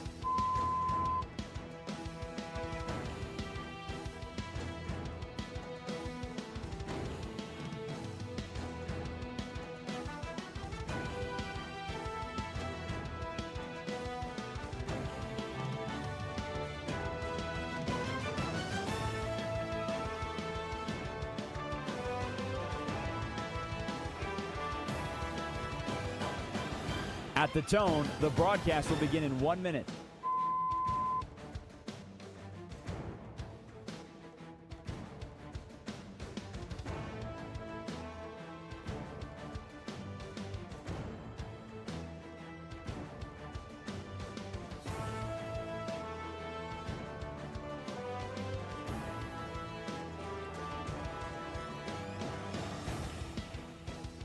Stations, this is your final time check. At the tone, the broadcast will begin in 30 seconds.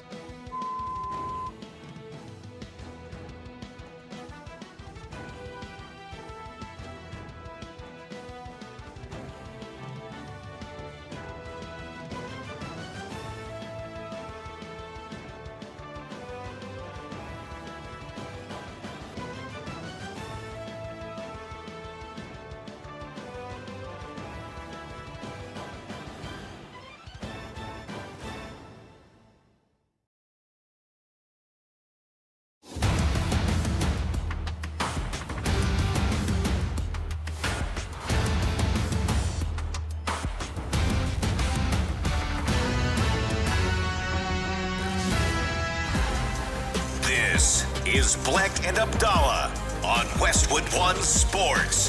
Here's Chris Bleck and Adam Abdalla.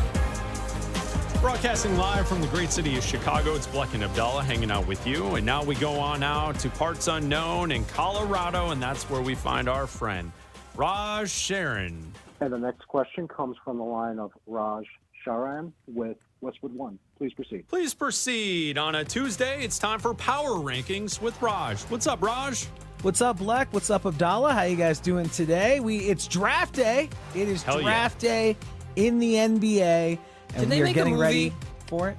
Can they make a draft day movie? Could they make an NBA No. draft day movie? Yeah, but Can you imagine that? Here's what I want it to be. I want it to be about the person that champions the effort to get the trades to go through so the draftees can put on the right hat. Okay. That's what I want it to be about. I want it to be about the person who goes, this will not stand any longer. We need the draftees to be able to put on the correct hat. So when they're talking to whoever does the interviews afterwards, that they're wearing, whoever. So let's say Jaylen Brown gets traded, and whoever is wearing whatever hat, like they're going to be wearing, like they're not wearing that, like they should be wearing a Celtics hat because they're going to be a Celtic. I'm gonna play yes and to your idea. Okay. Good idea. Okay. Raj, how about this idea to add to the conversation? A movie about the draft, but is set around LeBron trying to convince Pelinka to draft Bronny in the second round, and the movie is set kind of like Collateral. So it's LeBron in the car getting Pelinka to drive him around, trying to convince him to do something he doesn't want to do. How about that? How about that for an impromptu idea for a movie? I like that. You know what's funny? I think back to when Bronny got drafted, and we were talking the other day about the second round now being its own night. I think that's the only, beyond maybe the first pick of the second round, they just went and did basketball coverage, but they made sure to be back from commercial and cut in for the live announcement of Bronny's pick. All right, guys. Well, today on Power Rankings, if you're new to the show, for Power Rankings, we come up with different categories. It's like those fun graphics that you see online. Today, we're focusing on the Eastern Conference in light of last night's moves in the NBA. You know, it's funny. There's this perception of how much weaker the East is than the West, but with the Knicks' new title, last eight championships, 4 to the East, 4 to the West. Knicks, Celtics, Bucks, and Raptors in the East. Thunder, Nuggets, Warriors, Lakers in the West. So with that, we're thinking Eastern Conference teams tonight, guys. In our first power ranking category, Abdalla, it's all about tonight. Well, obviously the Wizards are in that because they have the number one pick, and if they take AJ DeBonsa, it's going to be about him. I know what they just did with Trae Young, but it's going to be about him. And if they select AJ DeBonsa, if they end up trading back and they select Darren Peterson or whatever, it's still about whoever they select number one overall. I'm also going to say that even though, obviously Chris and I are biased, we broadcast out of the great city of Chicago, I think that it is about tonight for the Chicago Bulls because with the regime change, with new front office, with a new head coach, the fact that they're picking fourth, and for once the mood of Bulls fans is it's a 3-player draft, they're picking fourth. It's a 5-player draft, they're picking sixth. For once it's a 4-player draft and they're actually picking in that range, they're picking fourth, they get a chance to get a player to pair with Matas Buzelis that can actually add to this franchise. So I'm going to throw the Bulls into that category as well. It is a lot about the Chicago Bulls tonight and this development, but also because they actually made changes to the front office this year and are maybe actually going to try this time. Maybe. Who knows? Yeah. So, Raj, my power rankings in the East for tonight, where they should be focused on tonight and celebrating tonight, it's Washington is number one on that list. You have a chance to pick the best player in the draft. That's something that we can look back on. And I know since 2020, for the most part, I think the hit rate on number one picks has been pretty good. I think there's one player who we don't know, and that's Zachary Rochechet for the Hawks, who didn't really play much last season. Outside of that, everyone else who's been picked since 2020, they're all superstars, all guys that are leading their franchise. So tonight's a huge night for the Washington Wizards. I go Washington 1, Chicago 2, for the reasons Abdalla laid out. The Chicago Bulls now have a chance to land a player who could be a superstar player. And the third team I'm going to put on my list for power rankings where tonight is the focus, I'm going to go with Milwaukee. Milwaukee has the 10th pick, and they just traded for the 13th pick. Now, is there some kind of creative packaging to move up? Do they take 2 players there? It's all about the future for the Milwaukee Bucks now that they traded Giannis. So I'm going to go Washington, Chicago, Milwaukee for my power rankings. All right, well, sort of along that line, Chris, of looking forward, our next power ranking category, and we're just looking at the Eastern Conference teams. Yep. Maybe not this year, but look out down the line. What you got, Bleck? All right, maybe not this year. Look out down the line. I'm going to add to the list. I think there are 2 teams specifically from this past season that maybe one met the expectations and one maybe disappointed a little. And the disappointment team would be Orlando. Orlando, heading into the season, they were a team that I think a lot of people expected them to really take an elevated jump. And when they finished at 45-37, 8th in the conference, the people were surprised, right? So I'm going to go with Orlando. Charlotte is the other team. Charlotte surprised people. I don't think people thought that Charlotte would finish above 500 at 44-38. Charlotte also tonight has the 14th pick. They also have the 18th pick. So Charlotte could add to what they have. So for my power rankings of watch out for the future, I'm going to go with Charlotte and Orlando as my 2 teams. See, this is where I'm going to put Milwaukee because I don't know if they're going to move up. Maybe they do. But let's say they stand pat. Like, I'm going to assume that they stay where they are. Like, next year they could be bad. Like, they could be bad. And so this could be setting themselves up to doing what Adam Silver doesn't want teams to do and tanking and maybe trying to avoid that bottom 3, which is what they're going to try to change and all that kind of stuff. So I think that this is going to be, assuming they stay where they are, this is a look to the future down the line. I agree with you with Orlando and Charlotte. Orlando were kind of expected to do good things, and then they fizzled out. Charlotte was ahead of schedule. But I think this is where, in addition to what you said, even though you said Milwaukee in the last section, I'm going to put Milwaukee in this section because given that they didn't really get back, they're probably going to move on from Tyler Hero and move him to a different team. And so I think this is more building for the future than trying to piecemeal together a team that's going to get into like the play-in just so they can save face for a year and then we're going to tread water while we try to rebuild at the same time. I think they're going to try to go for a full tear down. Let's try to build again and then get back to it maybe in a year or so. So I'm going to throw Milwaukee into that too. All right, guys, our next power ranking is we're looking at the Eastern Conference. It's a popular meme. You've probably seen it on the internet. It's the dog where fire is all around it, and he just says, "This is fine." Well, who are you putting in your Eastern Conference power ranking category is the embodiment of the "this is fine" while everything's on fire around them? Okay, We got so until they do something, can I put Boston into this? Like until they do something with Jaylen Brown? I was going to put Boston. Okay, Boston was going to be my number 1 team for this. Good. Okay, so I'm not going out on a limb on this. Okay, until they do something with Jaylen Brown, like this is can Jaylen Brown go to the draft and like demand just sit there and just sit at a table and just demand to be traded at a certain point during tonight's draft? So I'm gonna put the Celtics into this category.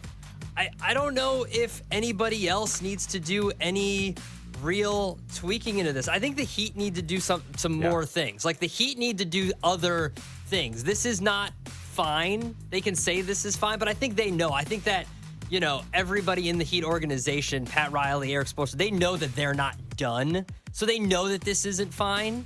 So I'm going to go with the Celtics. Let's pause on this for a second. We have breaking news. All right, breaking news on Westwood One Sports. This is from Adam Schefter, ESPN. He just tweeted this. Just in, the NFL is declining to hold a supplemental draft this summer, currently leaving the 2027 draft as the only way for quarterback Brendan Sorsby to enter the NFL. A letter was being sent to Sorsby and to all 32 teams to inform him of the league's decision. The league continues to try and show it has little tolerance for gambling issues. So breaking news here on Westwood One Sports. The long national nightmare of conversation around Brendan Sorsby. The NFL is not allowing a supplemental draft this summer. He will not play in the NFL next season. He has to wait till the 2027 draft to enter the NFL draft. How about that? That is big news from the NFL. Adam Schefter, the NFL Network, reporting it now as well. The NFL declining to hold a supplemental draft this summer for Brendan Sorsby. Whew, life comes at you fast, man. And that's the NFL's discretion. We didn't know if they were going to hold a player accountable for something that he did when he wasn't an employee of the NFL. We talked about it, though. Yeah. We said it was in the background that could the NFL discipline or could they take action over what Sorsby admitted to doing and gambling on college athletics while being a college athlete. Yep. And it was like just simmering in the background. Here's a quote. This is word for word. As Commissioner Goodell has emphasized, participation in the NFL is a privilege that carries with it significant responsibility, including accountability. By all accounts, you are a talented player with the potential for future success. You got to sit on the sideline for a year, buddy. Yeah, I mean, I think here's the thing. We questioned whether or not the NCAA has the authority. We then questioned whether or not the conferences had the authority. We questioned the judgment and the decision-making from the school, specifically Texas Tech. I think what this is the hammer being laid down and the NFL giving a heads up to anyone in college athletics who wants to go to the NFL that just because you can get away with it and you can be deemed eligible and you can do this, you can do that. No. If you want to be a part of our league, you have to play by our rules. Here's another quote from the league here, from what they said, from the letter that they sent out. Your petition does not address these matters, nor does it demonstrate accountability for your conduct or indicate whether or how you would adhere to the league's rules or policies governing the integrity of competition. Whoa. They basically don't believe that he's rehabbed himself. Yeah, here's a quote. The issues presented by your petition are too significant and too closely tied to the league's core integrity interests to permit meaningful review within a timeline presented. So the NFL is responding to the situation that they are not going to mess around with players in their league who have gambled on the sport that they're playing. Even after receiving notice of the NCAA's decision rescinding your college and eligibility in May, you sought to avoid the consequences of that determination through litigation rather than accepting responsibility for your actions, and you pursued entry into the NFL only after abandoning those efforts. All right, shout out Goodell. Shout out the NFL, right? Usually people don't like the way the NFL rules on things. I think this is fantastic. Now, and to be fair, Sorsby was the only player to declare for the supplemental draft. Yep. They're not just canceling it for a bunch of players. He was the only player. Oh, this is a statement to Brendan Sorsby. He was the only player. This is. He was the only player to file an application. Specific statement right to Brendan Sorsby that you tried to skirt around responsibility and we will not have it in our league. Wow. So that's the latest. More on this story as Brendan Sorsby, he's blank out of luck. Essentially, can't go back to college football now. He's not going to be eligible. Can't play college football. And the NFL will not hold a supplemental draft coming up this upcoming season. So he will have to wait for the 2027 draft to play in the NFL, which he'll essentially... he's a draft prospect now waiting for next year's draft, and we'll see how teams kind of see that going forward. So we'll have more on this story. It's Bleck Abdalla here on Westwood One Sports. We'll be right back. South Beach is going Greek. Yeah! The Miami Heat have won the Giannis Antetokounmpo sweepstakes, acquiring the two-time MVP in a blockbuster deal that includes Tyler Hero. Can Giannis restore Heat culture and put Miami back in the title picture? Westwood One Sports.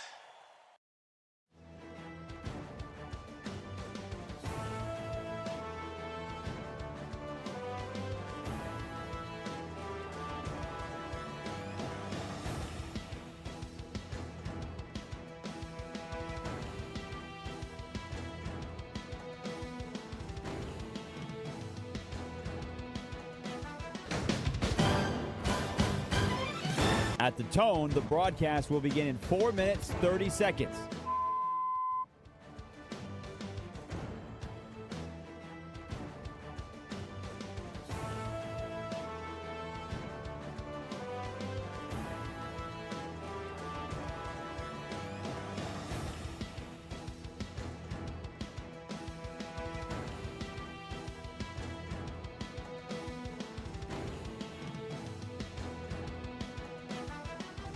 At the tone, the broadcast will begin in 4 minutes.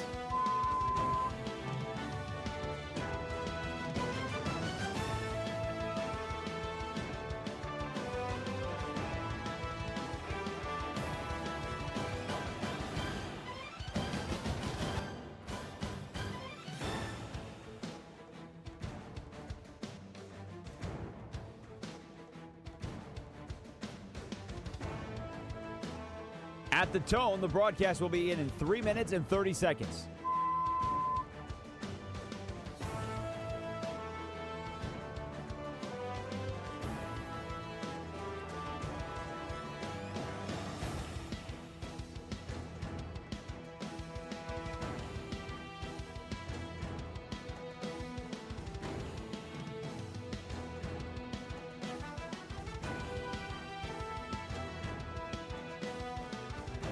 At the tone, the broadcast will begin in 3 minutes.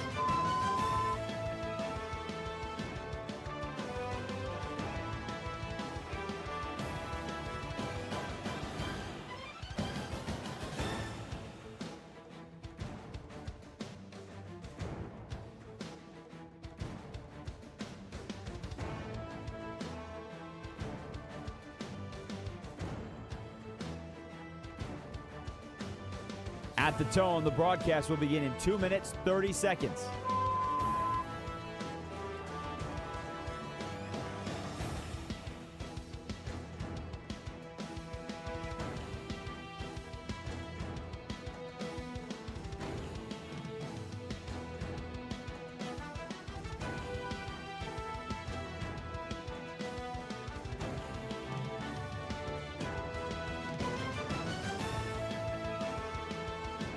At the tone, the broadcast will begin in 2 minutes.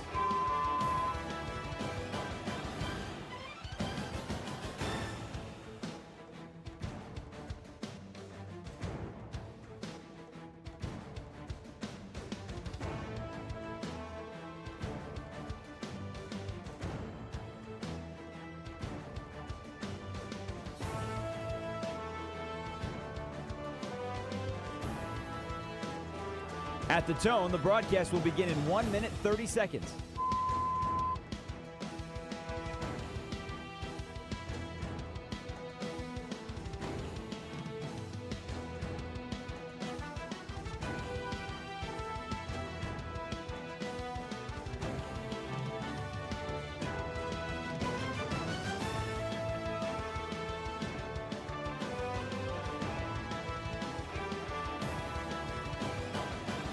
At the tone, the broadcast will begin in 1 minute.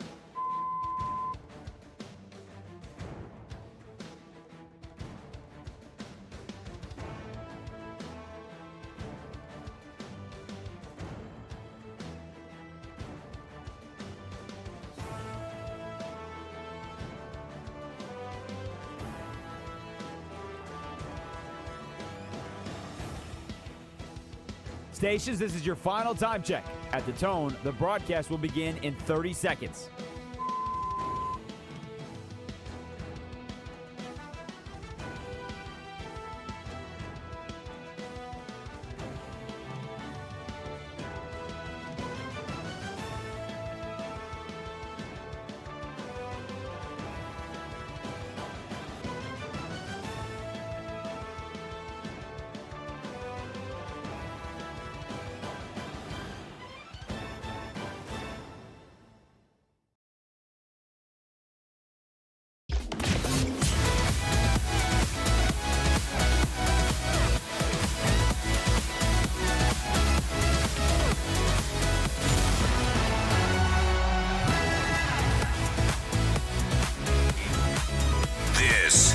Bleck and Abdalla on Westwood One Sports. Here's Chris Bleck and Adam Abdalla. We have breaking news in the NFL. The NFL has informed its teams and Brendan Sorsby that there will be no supplemental draft this year, which means Brendan Sorsby is ineligible to play in the NFL this upcoming season. He will have to wait for the 2027 draft to be selected and to join the NFL. We already know that the Sorsby saga to this point this summer with Texas Tech, all of college football in an uproar when they got the injunction placed on the ineligible aspect of his playing this upcoming season for Tech. Everyone responded. The Big 12 responded with their own injunction. So essentially, he can't play college football in this upcoming season. He's going to jump into the supplemental draft in the NFL, hopefully get selected, and then play NFL football for someone in this upcoming year. He will have to wait one season. He will have to wait for the 2027 season, as the NFL has informed Sorsby and also its teams that it is not holding a supplemental draft this year. And essentially, from reading the quotes in the statement from the NFL's not happy that Sorsby is not taking accountability for his actions. And so they're not going to bend any rules or anything for Brendan Sorsby because they don't have to and they don't care. And he can wait because his actions have deemed him ineligible in college football. Dude, they're pissed. Like, they're pissed. And what they're saying is, not only did you not look to take accountability, but the NFL is essentially saying you tried to circumvent the system. Yep. You went and, quotes right here, even after receiving notice of the NCAA's decision rescinding your college eligibility in May, you sought to avoid the consequences of that determination through litigation rather than accepting responsibility for your actions, and you pursued entry into the NFL only after abandoning those efforts, saying you saw the writing on the wall and you said, whoa, I'm going to enter the NFL now. And guess what? We're not having it. And now, Brendan Sorsby's counsel, Jeffrey Kessler, has responded. He told Yahoo Sports, Ross Dellinger, tweeting that it is a violation of the collective bargaining agreement, and we intend to pursue the players' rights with the NFLPA. Well, explain that to me. He's not a part of the NFL. So how could the collective bargaining agreement for the Players Association have anything to do with a player that's not in the NFL? Wouldn't the NFLPA be representing the players of the National Football League and not someone who is in college, who is a hopeful player of the National Football League? Yeah. Yeah. The whole thing I think the whole thing is a sham. I mean, and the NFL's right. He's trying to skirt responsibility for his actions and trying to use the legality to find his way into his situation. Dude, you're not going to play football next season. It is what it is. Yeah, I'm interested to see the response from the NFLPA. If they do respond with a, yes, he's part of this because eventually he's going to be in the NFL, or it's a, whoa, you're not in the NFL yet, you got to get drafted first type of thing. Like, I don't know how this... But what union is supporting those who are not a part of said union? I don't know. I don't know. You're like, that's what I don't understand. Like, how would they be able to say that the NFLPA is going to support them? Is it because he's, quote, a draft prospect, but he's not eligible for a supplemental draft? So that means he's not a draft prospect until we get to what, next March? Yeah, till the draft. Like, that doesn't make any sense. He was supposed to have a pro day in like 2 weeks. He was supposed apparently a scout from every team was going to be there. Like, this is all now going to be delayed. And this isn't the first time we've seen this. Obviously, very different circumstances, but very high-profile players sat out an entire year when a lot of players sat out for COVID and missed an entire year of college football and then were drafted very high. But this is completely different circumstances. A source tells ESPN that his application to the NFL carried with it a lot of issues, and that Sorsby did not clarify enough on what took place. And also, there was missing information in what the NFL was asking for in what took place with his gambling and the other aspects of the investigations into what took place. I mean, come on, let's call it what it is. He's trying to just get away with it. Yeah. That's what this is. Yes. He got caught. He's trying to get away with it. Yes.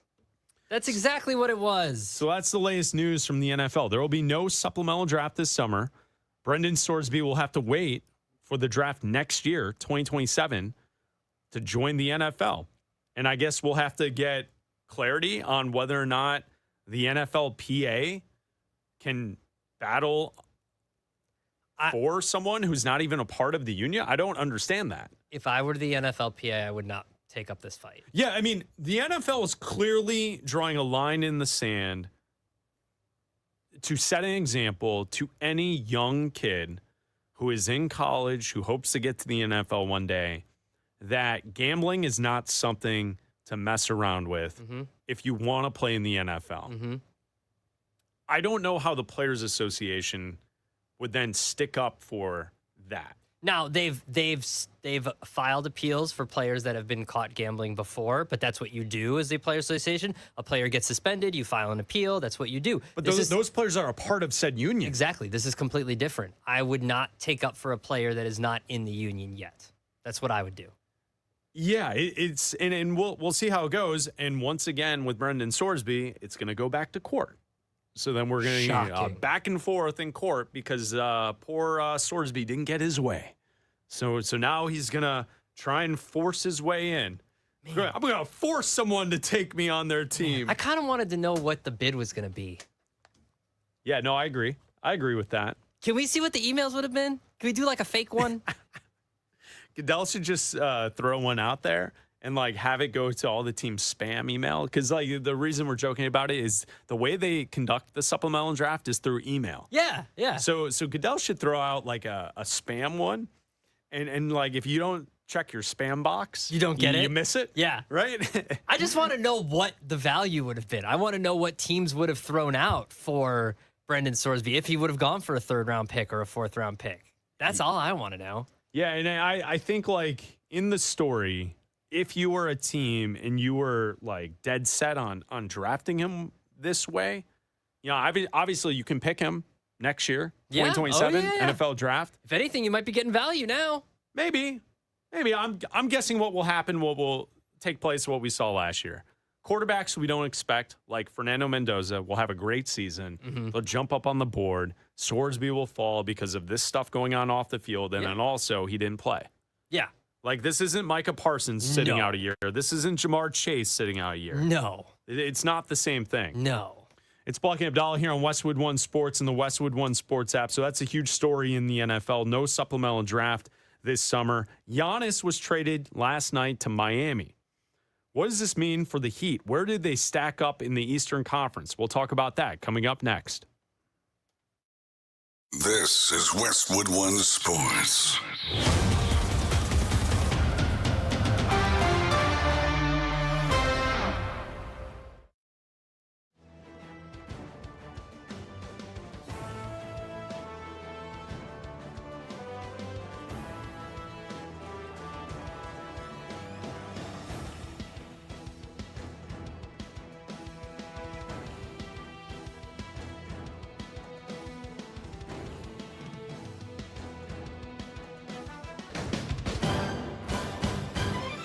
At the tone, the broadcast will begin in 4 minutes, 30 seconds.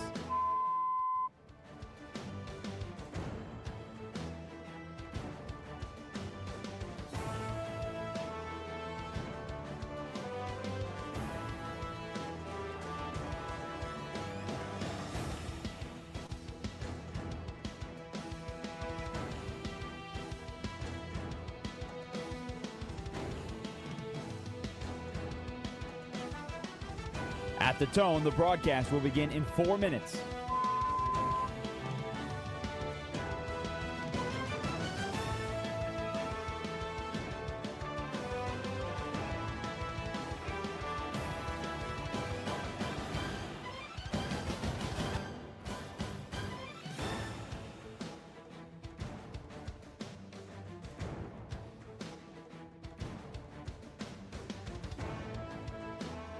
At the tone, the broadcast will begin in 3 minutes and 30 seconds.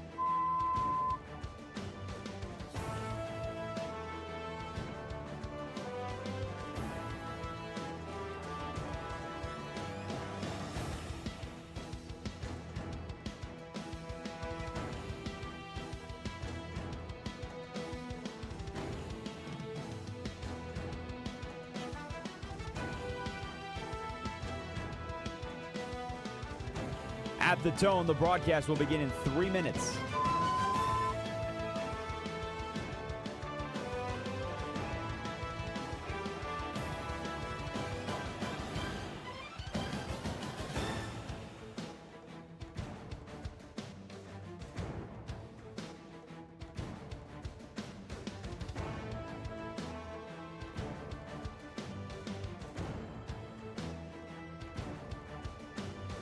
At the tone, the broadcast will begin in 2 minutes, 30 seconds.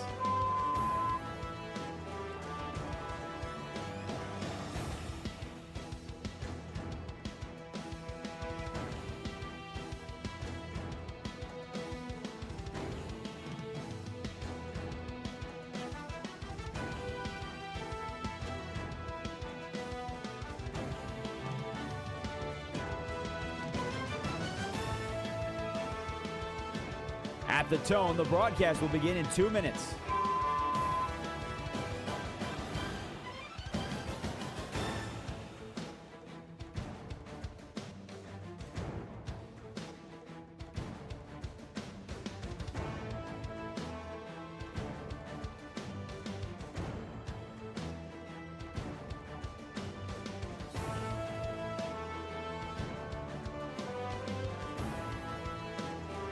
At the tone, the broadcast will begin in 1 minute, 30 seconds.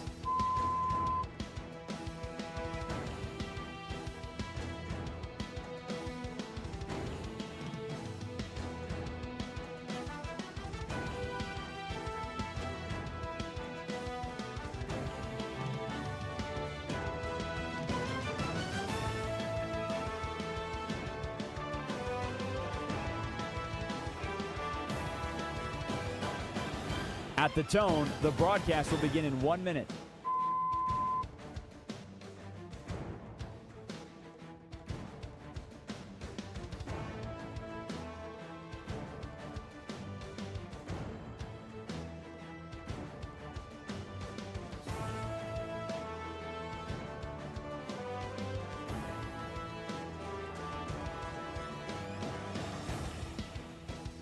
Stations, this is your final time check. At the tone, the broadcast will begin in 30 seconds.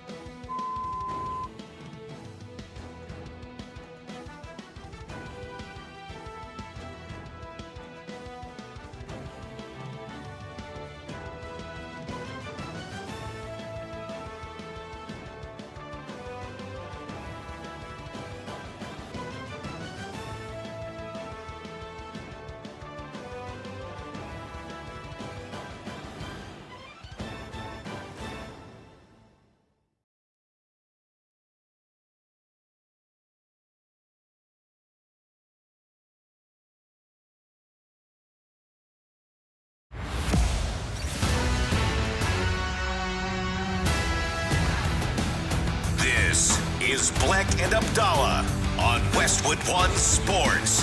Here's Chris Bleck and Adam Abdalla.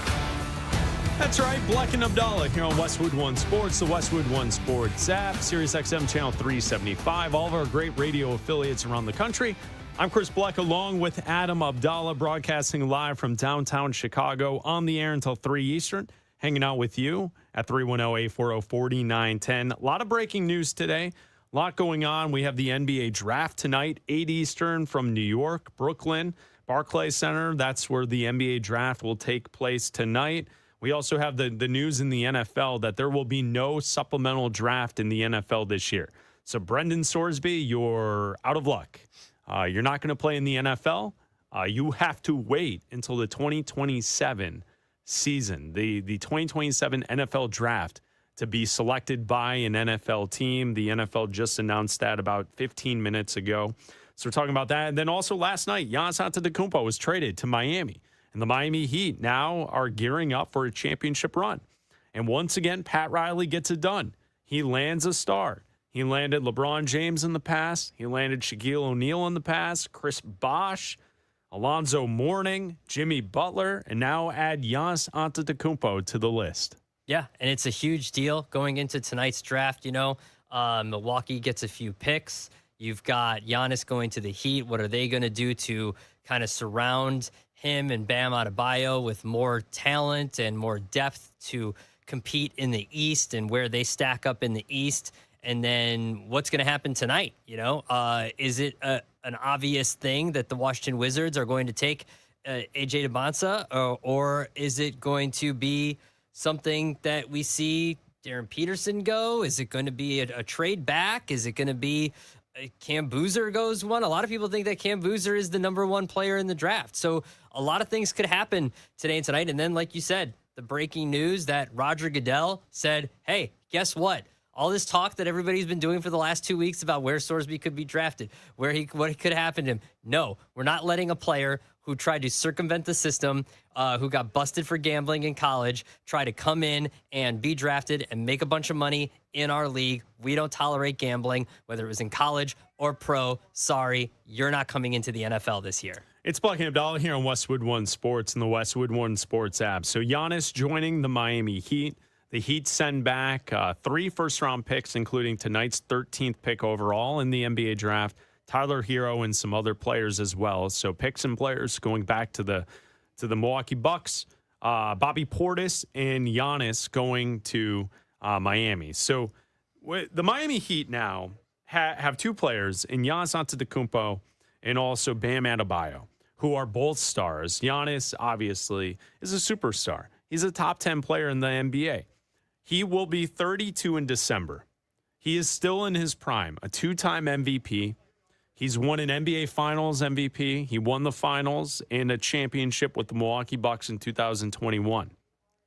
I would just point this out with Giannis. I think that of all the great players in the NBA, Giannis is the best player that I wouldn't want as my lead guy of my franchise. Is that a fair way to look at it? Like, he's incredible. I will give him all the credit in the world that he's a superstar in the NBA. But if he's the number one guy for my team, other teams are going to know how to defend that in a playoff series, in a 7-game series. And we've seen that script play out the last couple of years. Since 2021, the Bucks have not had success in the playoffs. Teams know, get back defensively, crowd the paint, don't allow Giannis to dribble drive all the way to the rim, make him shoot from the outside, and you have a chance. Keep him in front of you, you have a chance. He can't create his own shots in those big situations. We just watched an NBA Finals with a dude that won the finals for the Knicks, who all he does is create his own shots, Jalen Brunson. I don't think it's shocking to say, if I was building a team, I would prefer to have Jalen Brunson over Giannis Antetokounmpo. Bold statement. It's how I feel. I would much rather have the guard who can create his shot than the super athletic, all-world player who doesn't really have a specific go-to offensive game outside of being a better athlete than your team. That's it. That's his offense. Yep. His offense is being athletic. Mm-hmm. I would rather have the guy that can create his shot. Yeah. So when we look at Giannis heading to Miami, yes, the Miami Heat landed a big star. So that should get them back into the conversation. Where are they ranked as far as odds go to win the championship next season? 5th. They're 5th overall in the league. That, to me, is comical. There ain't no way the Miami Heat are winning a championship next season. That's not happening. They don't have enough depth. They don't have enough good players in the backcourt. It's not going to happen. And then when we look at Giannis specifically, his game over the last 8 seasons, it dropped last year. Last year, he had lows for points, assists, and rebounds that we haven't seen since 2019. That's a long time ago. Last year, he averaged 27 points per game, 9.8 rebounds, 5 assists. He hasn't had those numbers since the 2019 season. That's a long time ago. Mm-hmm. So is Giannis starting to show tread on the tires? Is he starting to fall into this spot where he's no longer as good as he was when he won his 2 MVPs and he was averaging 31 points per game a night, 30 points per game a night, and the Bucks were winning championships? Or does he just need a new location? Change his scenery? I don't think Miami is in a situation where they're now a title contender because they pulled off this trade. I don't necessarily think that they're a title contender right now. There's a lot of tweaking that can be done. They don't have a lot of cap space left, but I don't put it out of the realm of possibility that, Pat Riley, Eric Spoelstra can get things done. They've certainly done it in the past. The past is different than right now. It's a different type of team that wins NBA championships. Look at the teams that were in the finals. The Spurs and the Knicks have been constructed differently than the Heat, that the last team that Pat Riley put together that won a championship, where it was 3 stars, where it was, Bosh, LeBron, and Wade, right? And these super teams that come together that win titles. Look at the Thunder, how they were created and all of that. However, all of that being said, if I'm a Miami Heat fan today, I'm still happy with this move, because for a team that's been sitting in the play-in tournament for 4 straight years, I'd rather my team do something than just say, let's make some minor tweaks and run it back. Let's just keep trying to build around Bam and Tyler Hero and run it back, because the Heat are, quote, always in the mix of Heat culture every single year.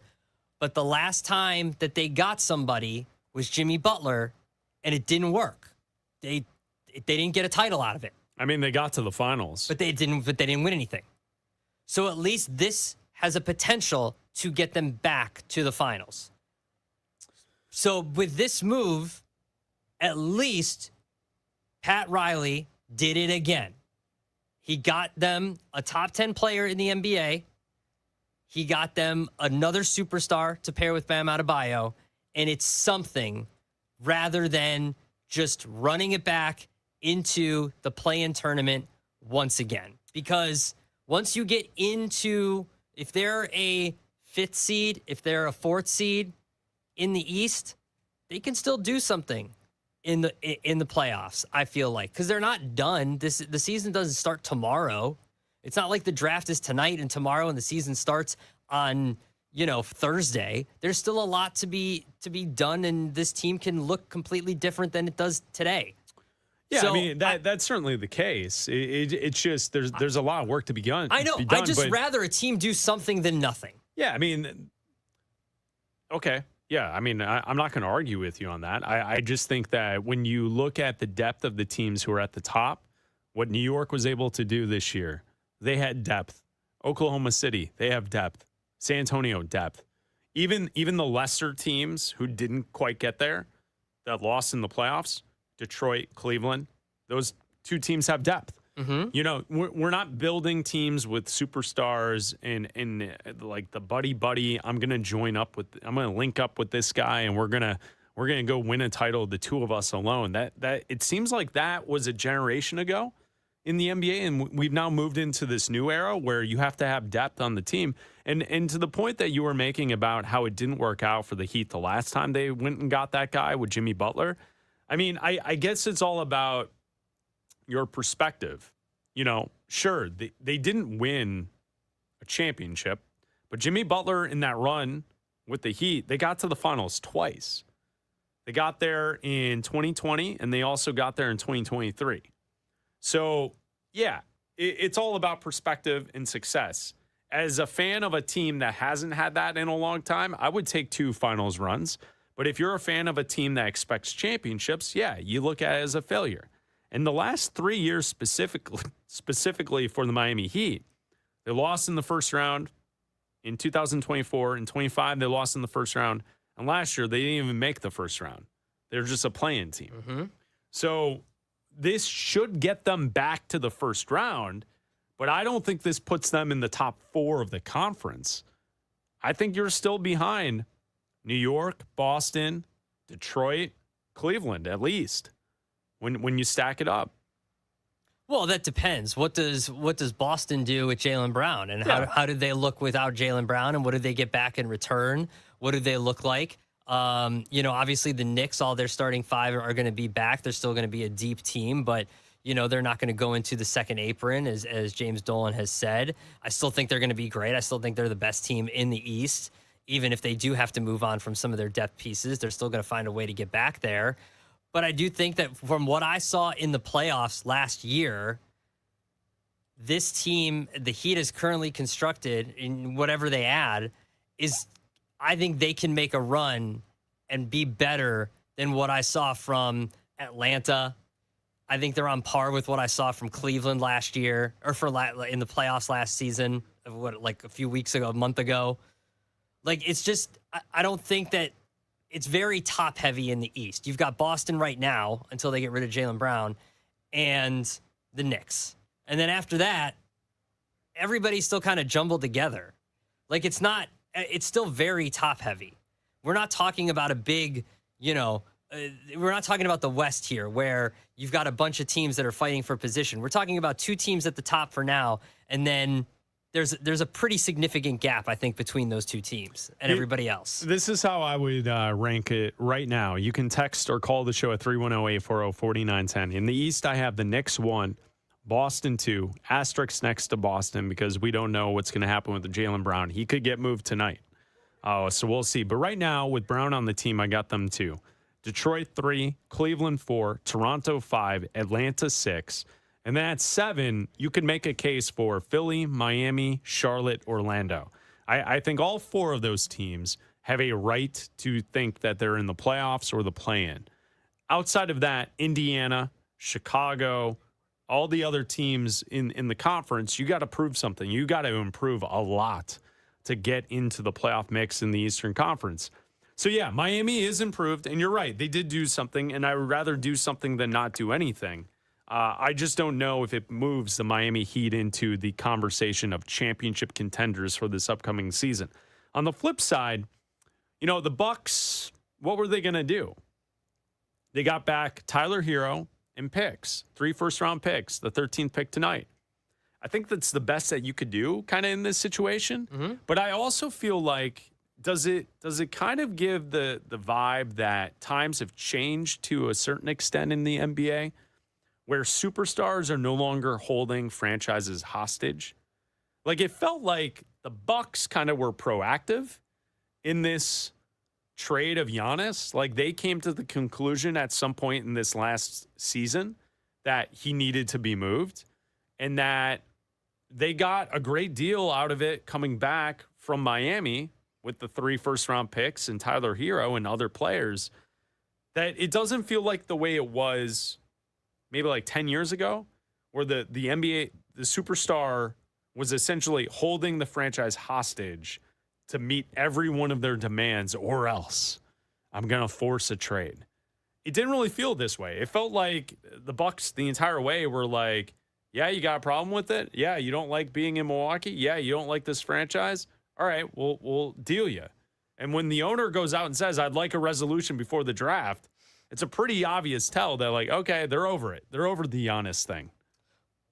I think it has to do with Giannis trying to keep up this nice guy persona for some reason.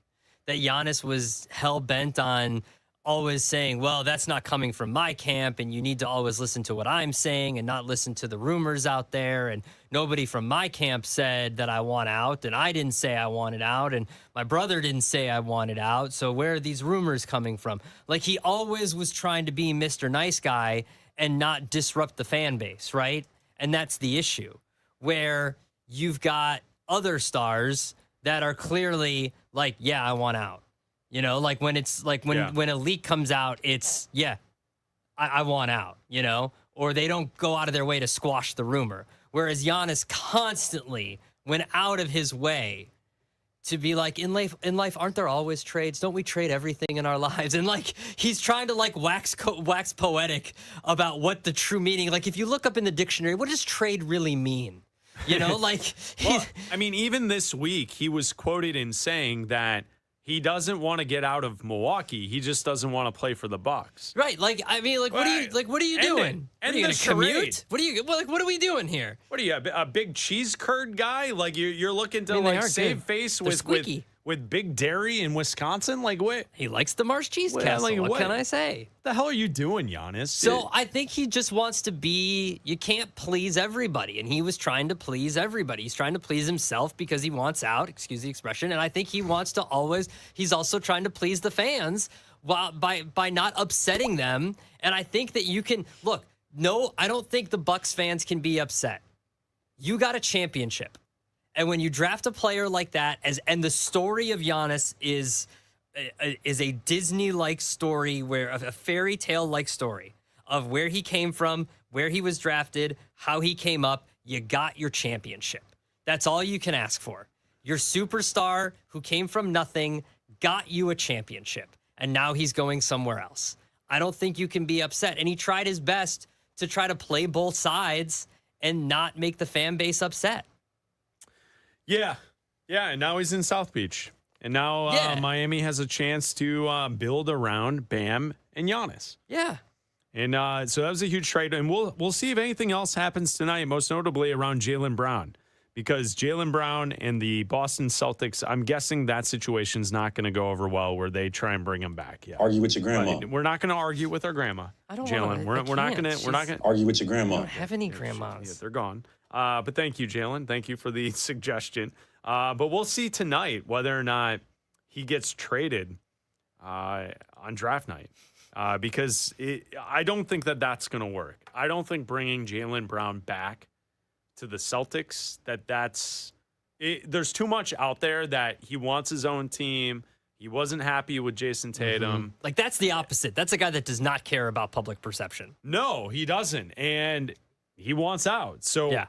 We'll see if something takes place. The NBA draft is tonight at 8 Eastern in New York. So, I mean, like that's where, like, this is all pretty exciting because this stuff is going to happen now. And I think that's where the urgency of getting this done heading into tonight is a big deal. It's Bleck Abdalla here on Westwood One Sports and the Westwood One Sports app. We have the summer of football coming up. ESPN has an off-season overreaction list. Is it now or never for Joe Burrow and the Bengals? We'll talk about that coming up next. International soccer is taking over the U.S., and only DraftKings has you fully covered. The DraftKings Sports app is now available in all 50 states. Sweat all the matches you love all in one place with one app. New DraftKings customers sign up with code B&A26 and spend $5 to get $200 in rewards within 21 days. That's code B&A26 for Bleck and Abdalla 26 in partnership with DraftKings. The crown is yours. Bet with DK Sportsbook. Gambling problem? Call 1-800-GAMBLER. 1-800-MY-RESET. New York, call 877-8-HOPE-NY. Text HOPE-NY. Connecticut, call 888-789-7777. Visit ccpg.org. On behalf of Boot Hill Casino in Kansas, bet tax pass-through may apply in Illinois. 21 plus, void in Ontario. Event contract trading with DraftKings predictions involve risk of loss. Sportsbook's bonus bets expire in 7 days. $50 in predictions dollars issued weekly for 3 weeks, expire in 1 year. Redeem one non-withdrawable reward. Availability varies. Predictions offer void in New York. Ends June 28th. Terms at dkng.co/audio. South Beach is going Greek. Yeah! The Miami Heat have won the Giannis Antetokounmpo sweepstakes, acquiring the two-time MVP in a blockbuster deal that includes Tyler Hero. Can Giannis restore Heat culture and put Miami back in the title picture? Westwood One Sports.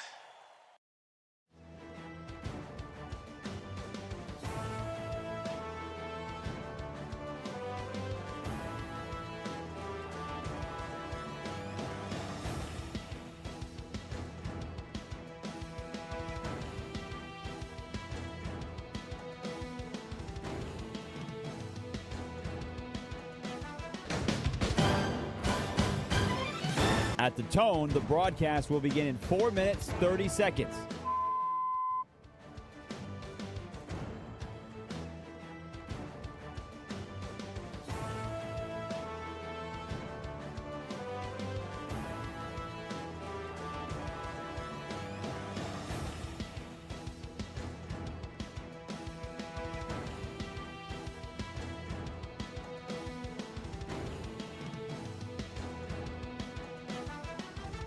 At the tone, the broadcast will begin in 4 minutes.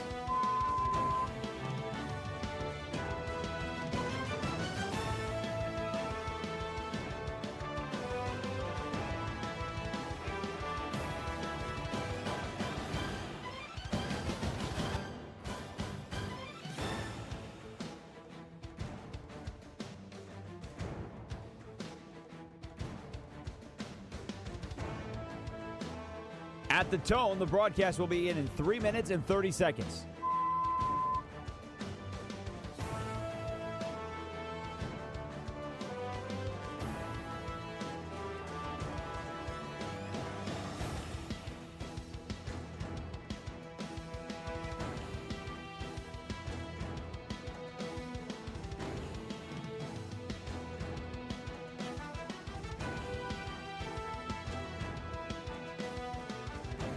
At the tone, the broadcast will begin in 3 minutes.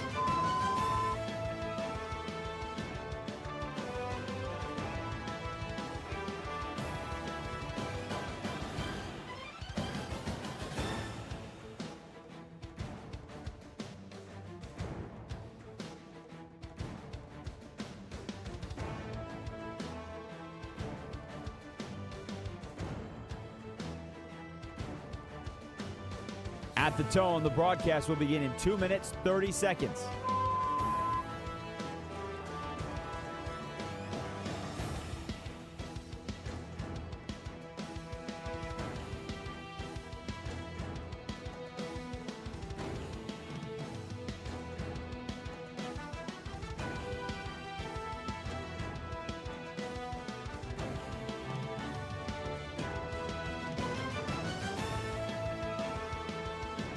At the tone, the broadcast will begin in 2 minutes.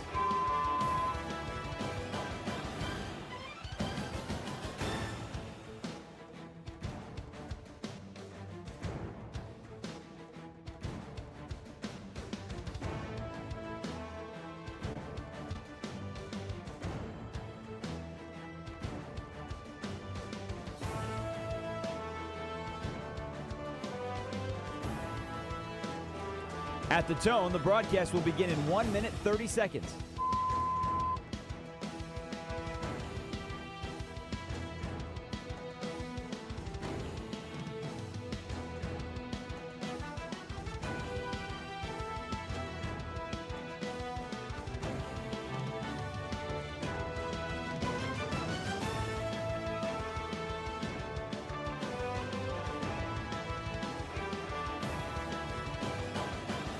At the tone, the broadcast will begin in 1 minute.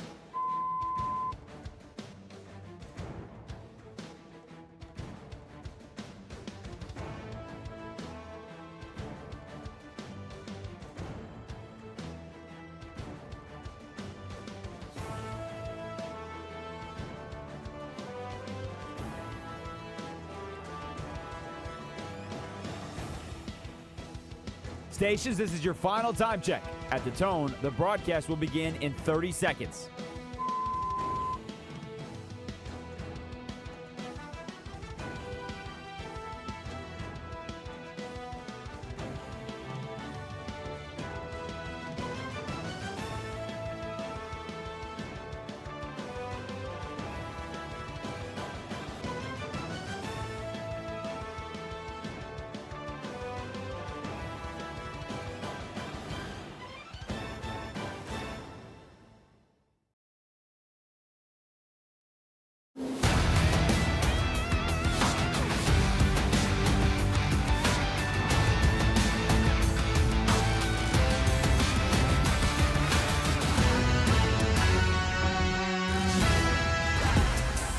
This is Bleck and Abdalla on Westwood One Sports. Here's Chris Bleck and Adam Abdalla. We love football here on the show, and as we go through the summer, we like to count down the days until the start of the NFL season with a segment we like to call the Summer of Football. I proclaim this the Summer of Football! What the hell's going on out here? We're going to be here all day, baby! I like this kind of party. Only Brett Favre could do that. I don't care what you say. I'm just here so I won't get fined. Just keep matriculating the ball down the field, boys. We need a National Guard. We need as many men as you can spare because we are killing the Patriots. The Summer of Football with Bleck and Abdalla. I throw, you catch. It's not that hard, okay? Westwood One Sports, your home for the NFL and the Super Bowl. As we count down the days to the start of the NFL season, the Seahawks and the Patriots, kickoff is 78 days away, Abdalla. Woo. So we count down the days here on Westwood One Sports. Matriculating through the summer. 78 days until the start of the NFL season. Today on the Summer of Football, we go to ESPN.com. Dan Graziano has a column up. NFL offseason overreactions, taking a look at some of the moves that took place over the offseason. First up in the column, it's now or never for Joe Burrow and the Cincinnati Bengals. Do you agree with that overreaction? It's now or never for Joe Burrow and the Bengals? I completely agree with that. And I've said that for a while, that if things don't go the way that Joe Burrow believes they should go, like if he stays fully healthy and the Bengals don't have a good season because of defensive issues, because of if he's getting his ass kicked out there, and he stays healthy, like if he stays healthy, or if he doesn't because he's getting hit left and right out there, one, Zach Taylor's going to lose his job. That's just going to happen. But also, I think that Joe Burrow could ask out of Cincinnati. I think he could. What has he done to this point to allude that that's possible? I'm not the only one that is saying this, I think people are just wishfully speculating that Joe Burrow could end up as a Rams quarterback someday. I'm not even saying the Rams. I'm saying anywhere else that, like, listen, like, I've tried, man. Like, what else are you going to do? Yeah, but you've done everything else. Fix the offensive line. He's the franchise, though. Okay. You move on for Burrow, you're back to the basement. Fix the offensive line. All right. Other overreactions in the NFL offseason. Next one up, Fernando Mendoza won't start for the Raiders before November. I don't think that's an overreaction because I look at this column here and a line here sticks out to me. If they stay true to their word, even if Cousins were to get injured early in the season, the Raiders would probably rather play Aiden O'Connell over Mendoza. So I don't think that's real. Are you doubting Dan Graziano? No, Graziano's a great reporter. I'm not doubting that someone has told him that. And I don't doubt that the Raiders are not saying that. Mm-hmm. What I doubt is the Raiders' thought process in deciding that that's the way they should go. I think it's a flawed logic to think that way if you're the Raiders. I think that he should be starting from the jump. But the Raiders are doing what they want to do. And if Cousins gets hurt and they put in Aiden O'Connell, I think we'll find out when the depth chart comes out. But that's not how I would run my football team. NFL overreactions to the offseason. It's the Summer of Football. Bleck Abdalla here on Westwood One Sports. This article is up on ESPN.com. Next up on the list, J.J. McCarthy has started his last game for the Minnesota Vikings. I think that it's not necessarily an overreaction because we know it's tough to stay healthy in the NFL. And if Kyler Murray, the way he plays, the way he likes to run around, and if he does get hurt, like obviously you're going to go to J.J. McCarthy. So like if he has to play a game and start, that's obviously not an overreaction. But to say that it's an overreaction that they might go to him as a starter, I think we know that Kyler Murray is going to win this job. I don't think that J.J. McCarthy is going to win this job. And I think if they end up sticking with Kyler Murray as the starter beyond this season, then yeah, JJ's out. Yeah, I feel the same way. You know, barring injury, I don't think J.J. McCarthy's going to start another game. Barring injury. Yeah, exactly. For the Minnesota Vikings. Next up on the list, George Pickens will play for the Cowboys in 2026, but not in 2027. This is a tough one because I know you believe that he's going to end up holding out. I think he's going to want out. I think he plays this year for the Cowboys and then is out after this year because I don't think Jerry pays him. Well, so then you would say that this is not an overreaction. He plays for the Cowboys this year, but won't play for them in 2027. I think so. I don't know if Jerry ends up paying him. I mean, Jerry kind of digs in. We know that. Oh, yeah. We know Jerry digs in. Well, you already paid for a top-level wide receiver. Exactly. Can you pay for 2? And the final, judging overreactions in the NFL offseason, we go to Houston. This is a make-or-break year for C.J. Stroud and the Houston Texans. Oh, absolutely. I mean, we've been talking about that for weeks now. You gotta prove something. You got to at least prove that you're not continuing to regress. You got to at least prove that they've tweaked their offensive line enough, and the Texans have, that you can improve and not turn the ball over, because he's had almost just as bad an offensive line production as Joe Burrow has. And so if C.J. Stroud can stay upright and not turn the ball over, they can be successful. They have one of the best, if not the best, defenses in the NFL. So if they can continue to take care of the ball on that side, on the defensive side, if he cannot turn the ball over left and right and continue not to regress, then yeah, he's due for a contract. So he has to. It is a make or break year for him. So there you go. Day 78, the summer of football, as we talk football here on Westwood One Sports, your home for the NFL. 78. The days are ticking off the ledger for the summer. Love it. Got a calendar, just putting the X's through the days. Yeah, I mean, hey, it's great. And quite honestly, right now, we're all about the countdowns because training camp starts up July 22nd for the Cardinals and the Panthers. So NFL teams at the end of July will be reporting for training camp. And along with counting down the days of the summer, we are also counting down the 32 questions in 32 days before we get to training camp. Today is 32 questions in 32 days. Bleck and Abdalla discuss every NFL team's biggest question heading into training camp. Today's team, the New York Jets. Here we go. Breece Hall taking it all the way for a Jets touchdown. A little more positivity for New York. A little lightning bolt from Breece. Today's question, how hot is Aaron Glenn's seat? 32 questions in 32 days. Today, we focus on the New York Jets. How hot is Aaron Glenn's seat? I would say hot. Pretty hot. What's it going to take for Glenn to keep his job into next season? The Jets will probably have to make the playoffs, right? He seems like the guy that when he was hired, they were ready to fire him the moment that he stepped into the program. Yeah, so here's the problem with this, right? The problem is, I believe, you believe, the Jets don't have a plan at quarterback for the future. They have Geno Smith, right? And if they don't have a plan for a future quarterback, that probably means they're drafting high up in the draft. If they make the playoffs, it probably means that Geno Smith worked out, right? Yeah. Which means I guess that's their plan at quarterback. They just hired Frank Reich to be their offensive coordinator because Aaron Glenn's a defensive head coach. He has nothing to do with the offense.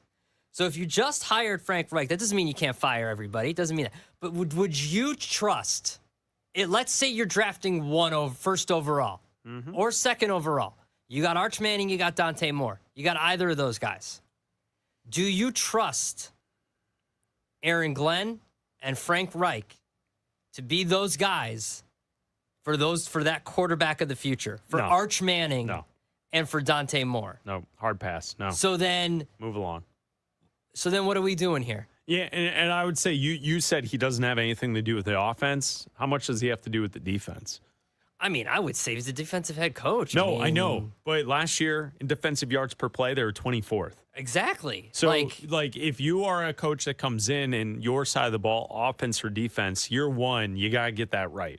Mm-hmm. Did he get that right? I don't think he did. No. And so you bring up all the issues for the future at quarterback and the stability of the coaching staff and what they want to welcome a new player in. Throw on top of it, it's not like the Jets have a top 5 defense. Weren't they? They were the only team to not have an interception last year. Yeah, I mean, so what are you doing with Aaron Glenn? Like, unfortunately, it's not going to work out. Yeah, that's what I think that. And it's probably better to have a clean slate for the young quarterback than to have Aaron Glenn hold on for 1 year additionally, mm-hmm. and then the second season for that young quarterback have to start up with a new head coach and a new scheme. One Manning already did it. I wouldn't put it past another Manning to do it, to say thanks, but no thanks. Well, and if the Jets have the first overall pick and it's Aaron Glenn going into that meeting. And I would also say that a part of this conversation with the 32 questions in 32 days and looking at the New York Jets, the news that we got today that the NFL will not hold a supplementary draft for Brendan Sorsby, the Jets were a team that I would think would be interested in putting a bid in.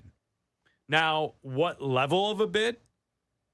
I don't think that they would burn a first or a second round pick for Sorsby, but they need a quarterback for the future. So if they thought that he was a player that could play at some point for them, why wouldn't you use a fourth rounder, a fifth rounder to try and land Brendan Sorsby?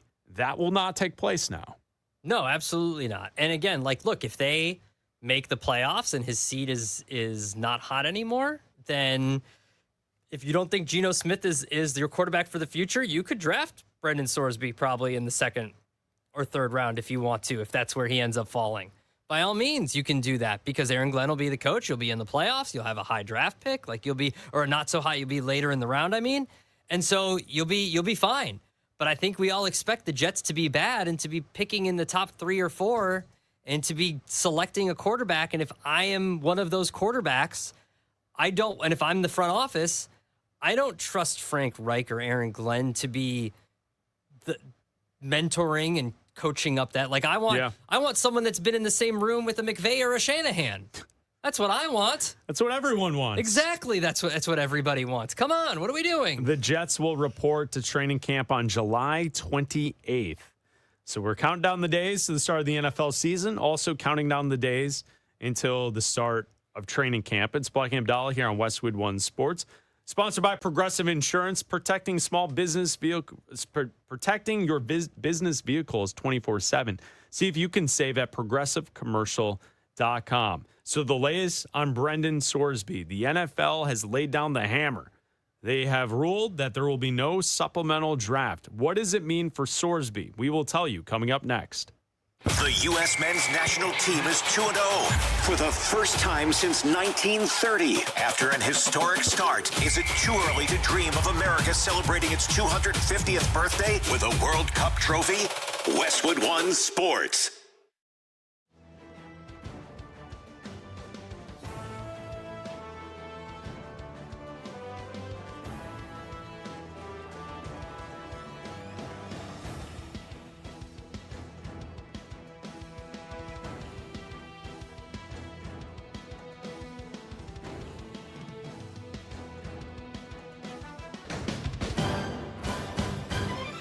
At the tone, the broadcast will begin in 4 minutes, 30 seconds.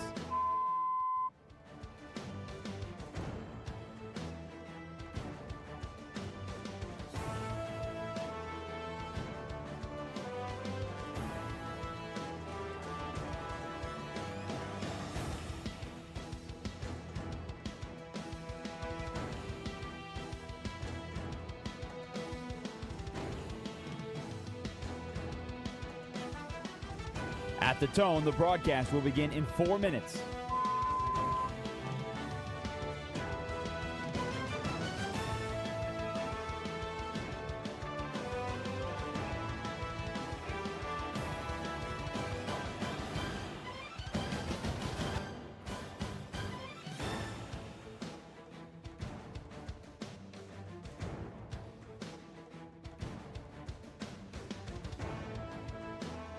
At the tone, the broadcast will be in 3 minutes and 30 seconds.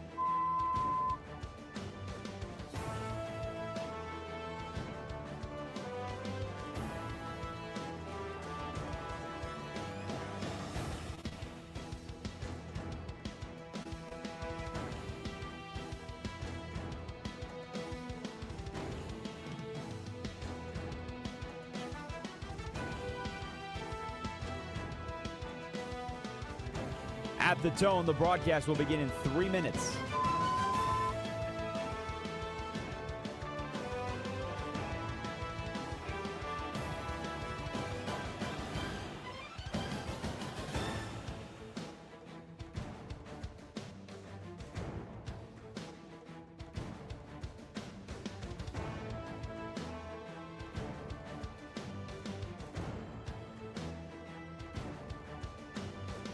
At the tone, the broadcast will begin in 2 minutes, 30 seconds.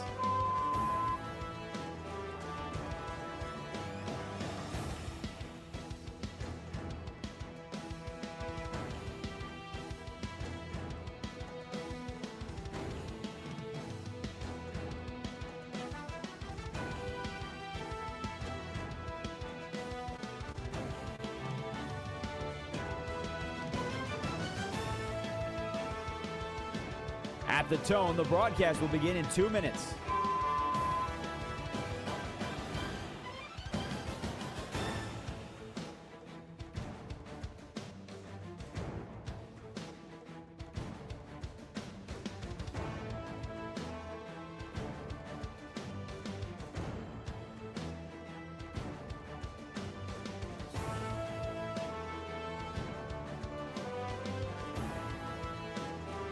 At the tone, the broadcast will begin in 1 minute, 30 seconds.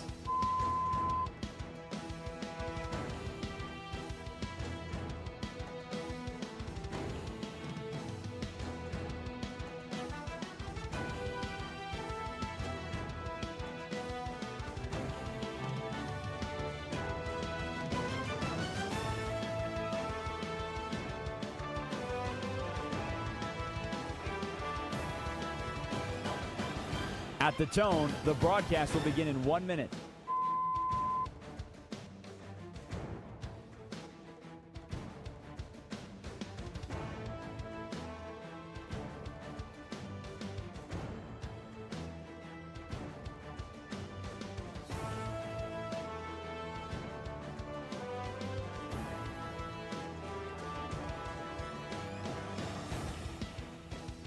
Stations, this is your final time check. At the tone, the broadcast will begin in 30 seconds.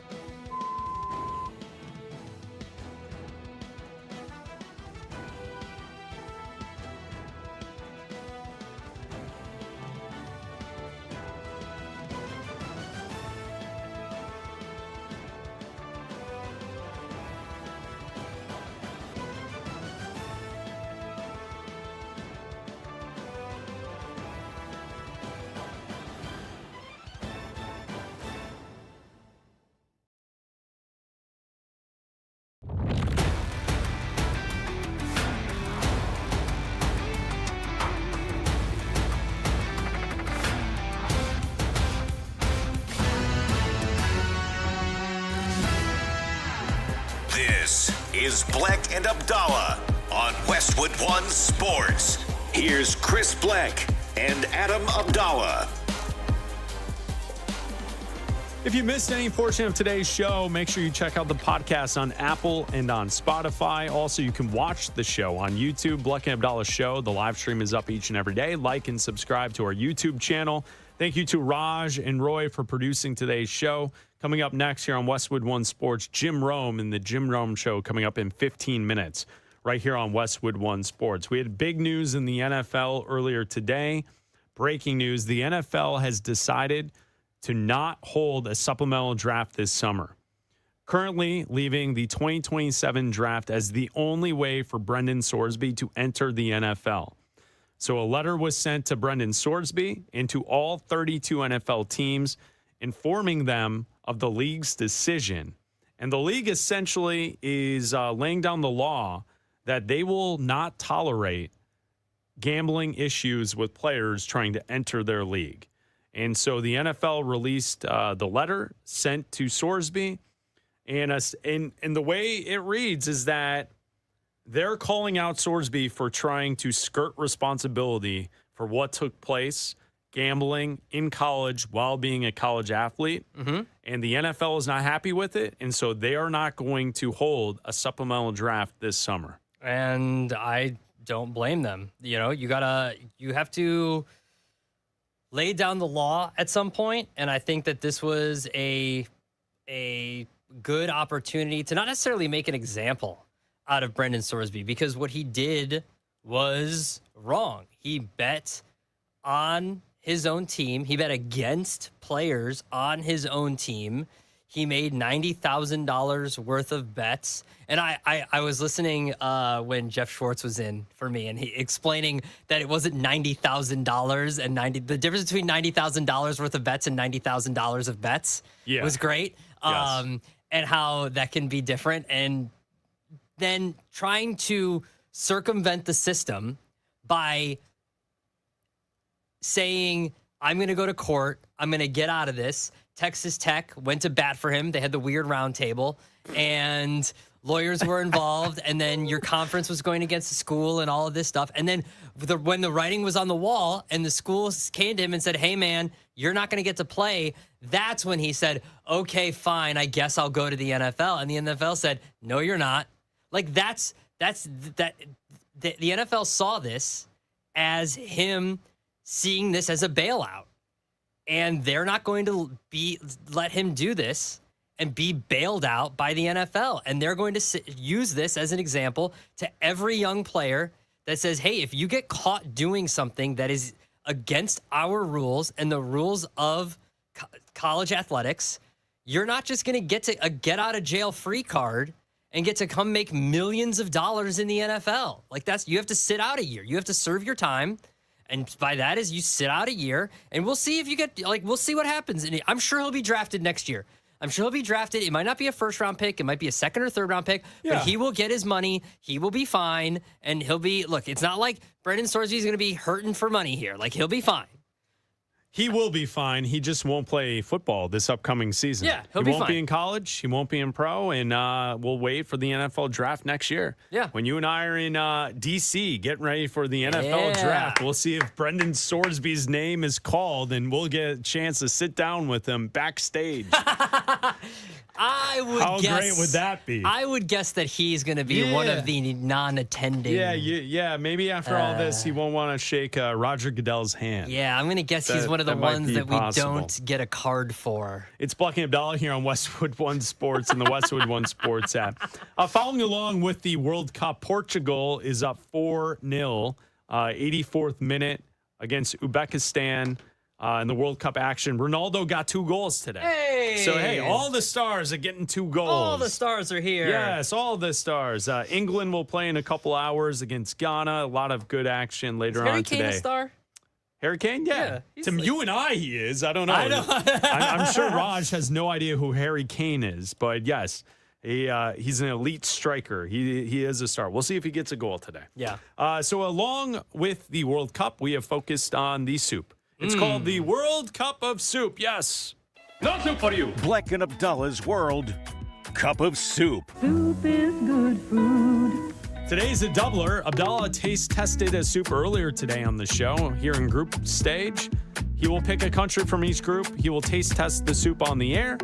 He had a soup earlier today. What soup was that earlier on the show? It was a cold soup, Chris. It was a gazpacho soup. For those of you who are soup aficionados, you know that a gazpacho soup can also be cold. It can be hot. The instructions that came with it that said can be enjoyed hot or cold. I chose the cold option. Sure. And it was from a Spanish restaurant here, Cafe Barbariba.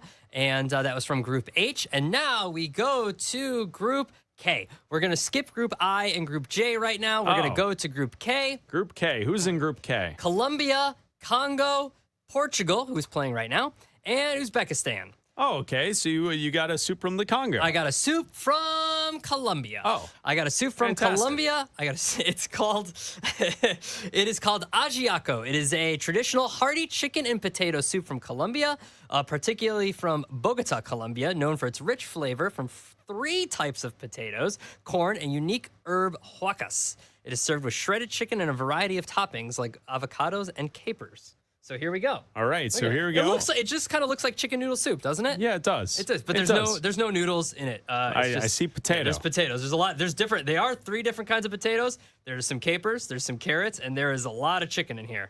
All right, so here we go. Abdalla Look at that. That's a big chunk of potato right there. He's got a big chunk, and he's going to go face here, first into the soup. I'm going to try the broth first. Here we go. You can watch the show on YouTube, Bleck and Abdalla's show. As he is that's good. Getting after the soup. That's good. That's a potato soup right there. You can definitely tell that that's a potato soup. Okay. I normally don't like. Don't moan like that while you're tasting it. All right. I mean, that's just for our fan in 336 right there. Yeah, the individual who texted the show. He's not a fan of your soup tasting abilities. That's good. That's really good. Okay, let me get a bite of the chicken here. Okay, Abdalla's still going after the soup here. Get some chicken here. World Cup of soup during the World Cup. That was a slurp. That wasn't a bite. All right, there you go. Okay. Yeah. What do we have?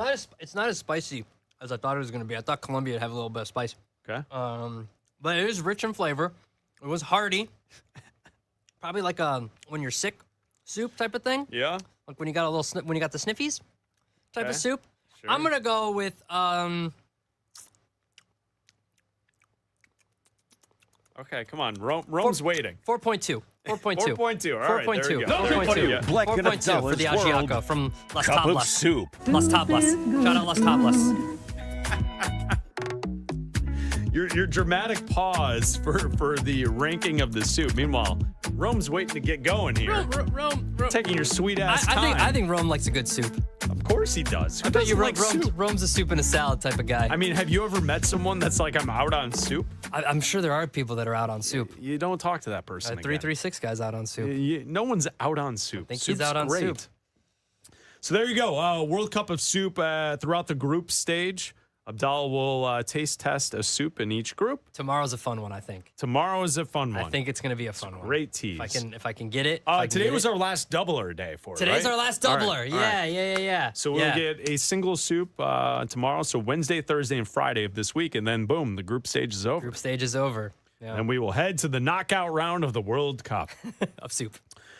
Tonight is the NBA draft. 8 Eastern, live from Barclays Center in Brooklyn, New York. And I think what is really cool about tonight is we have a lot of teams at the top of the board that this is the night where the fate of their franchise can change. Obviously, Washington with the number 1 pick, but Utah is sitting at number 2 and Memphis at 3. You have 3 fan bases that you have a chance to get a great player that all 3 you theoretically could make a case for the number 1 pick, right? Darren Peterson, AJ DeBonsa, and Cameron Boozer. All of them I've seen on different mock drafts suggest that they could be the number 1 guy tonight. And then also here in Chicago, the Chicago Bulls, we're looking for a superstar. And if the Bulls are able to land Caleb Wilson tonight, that would be great.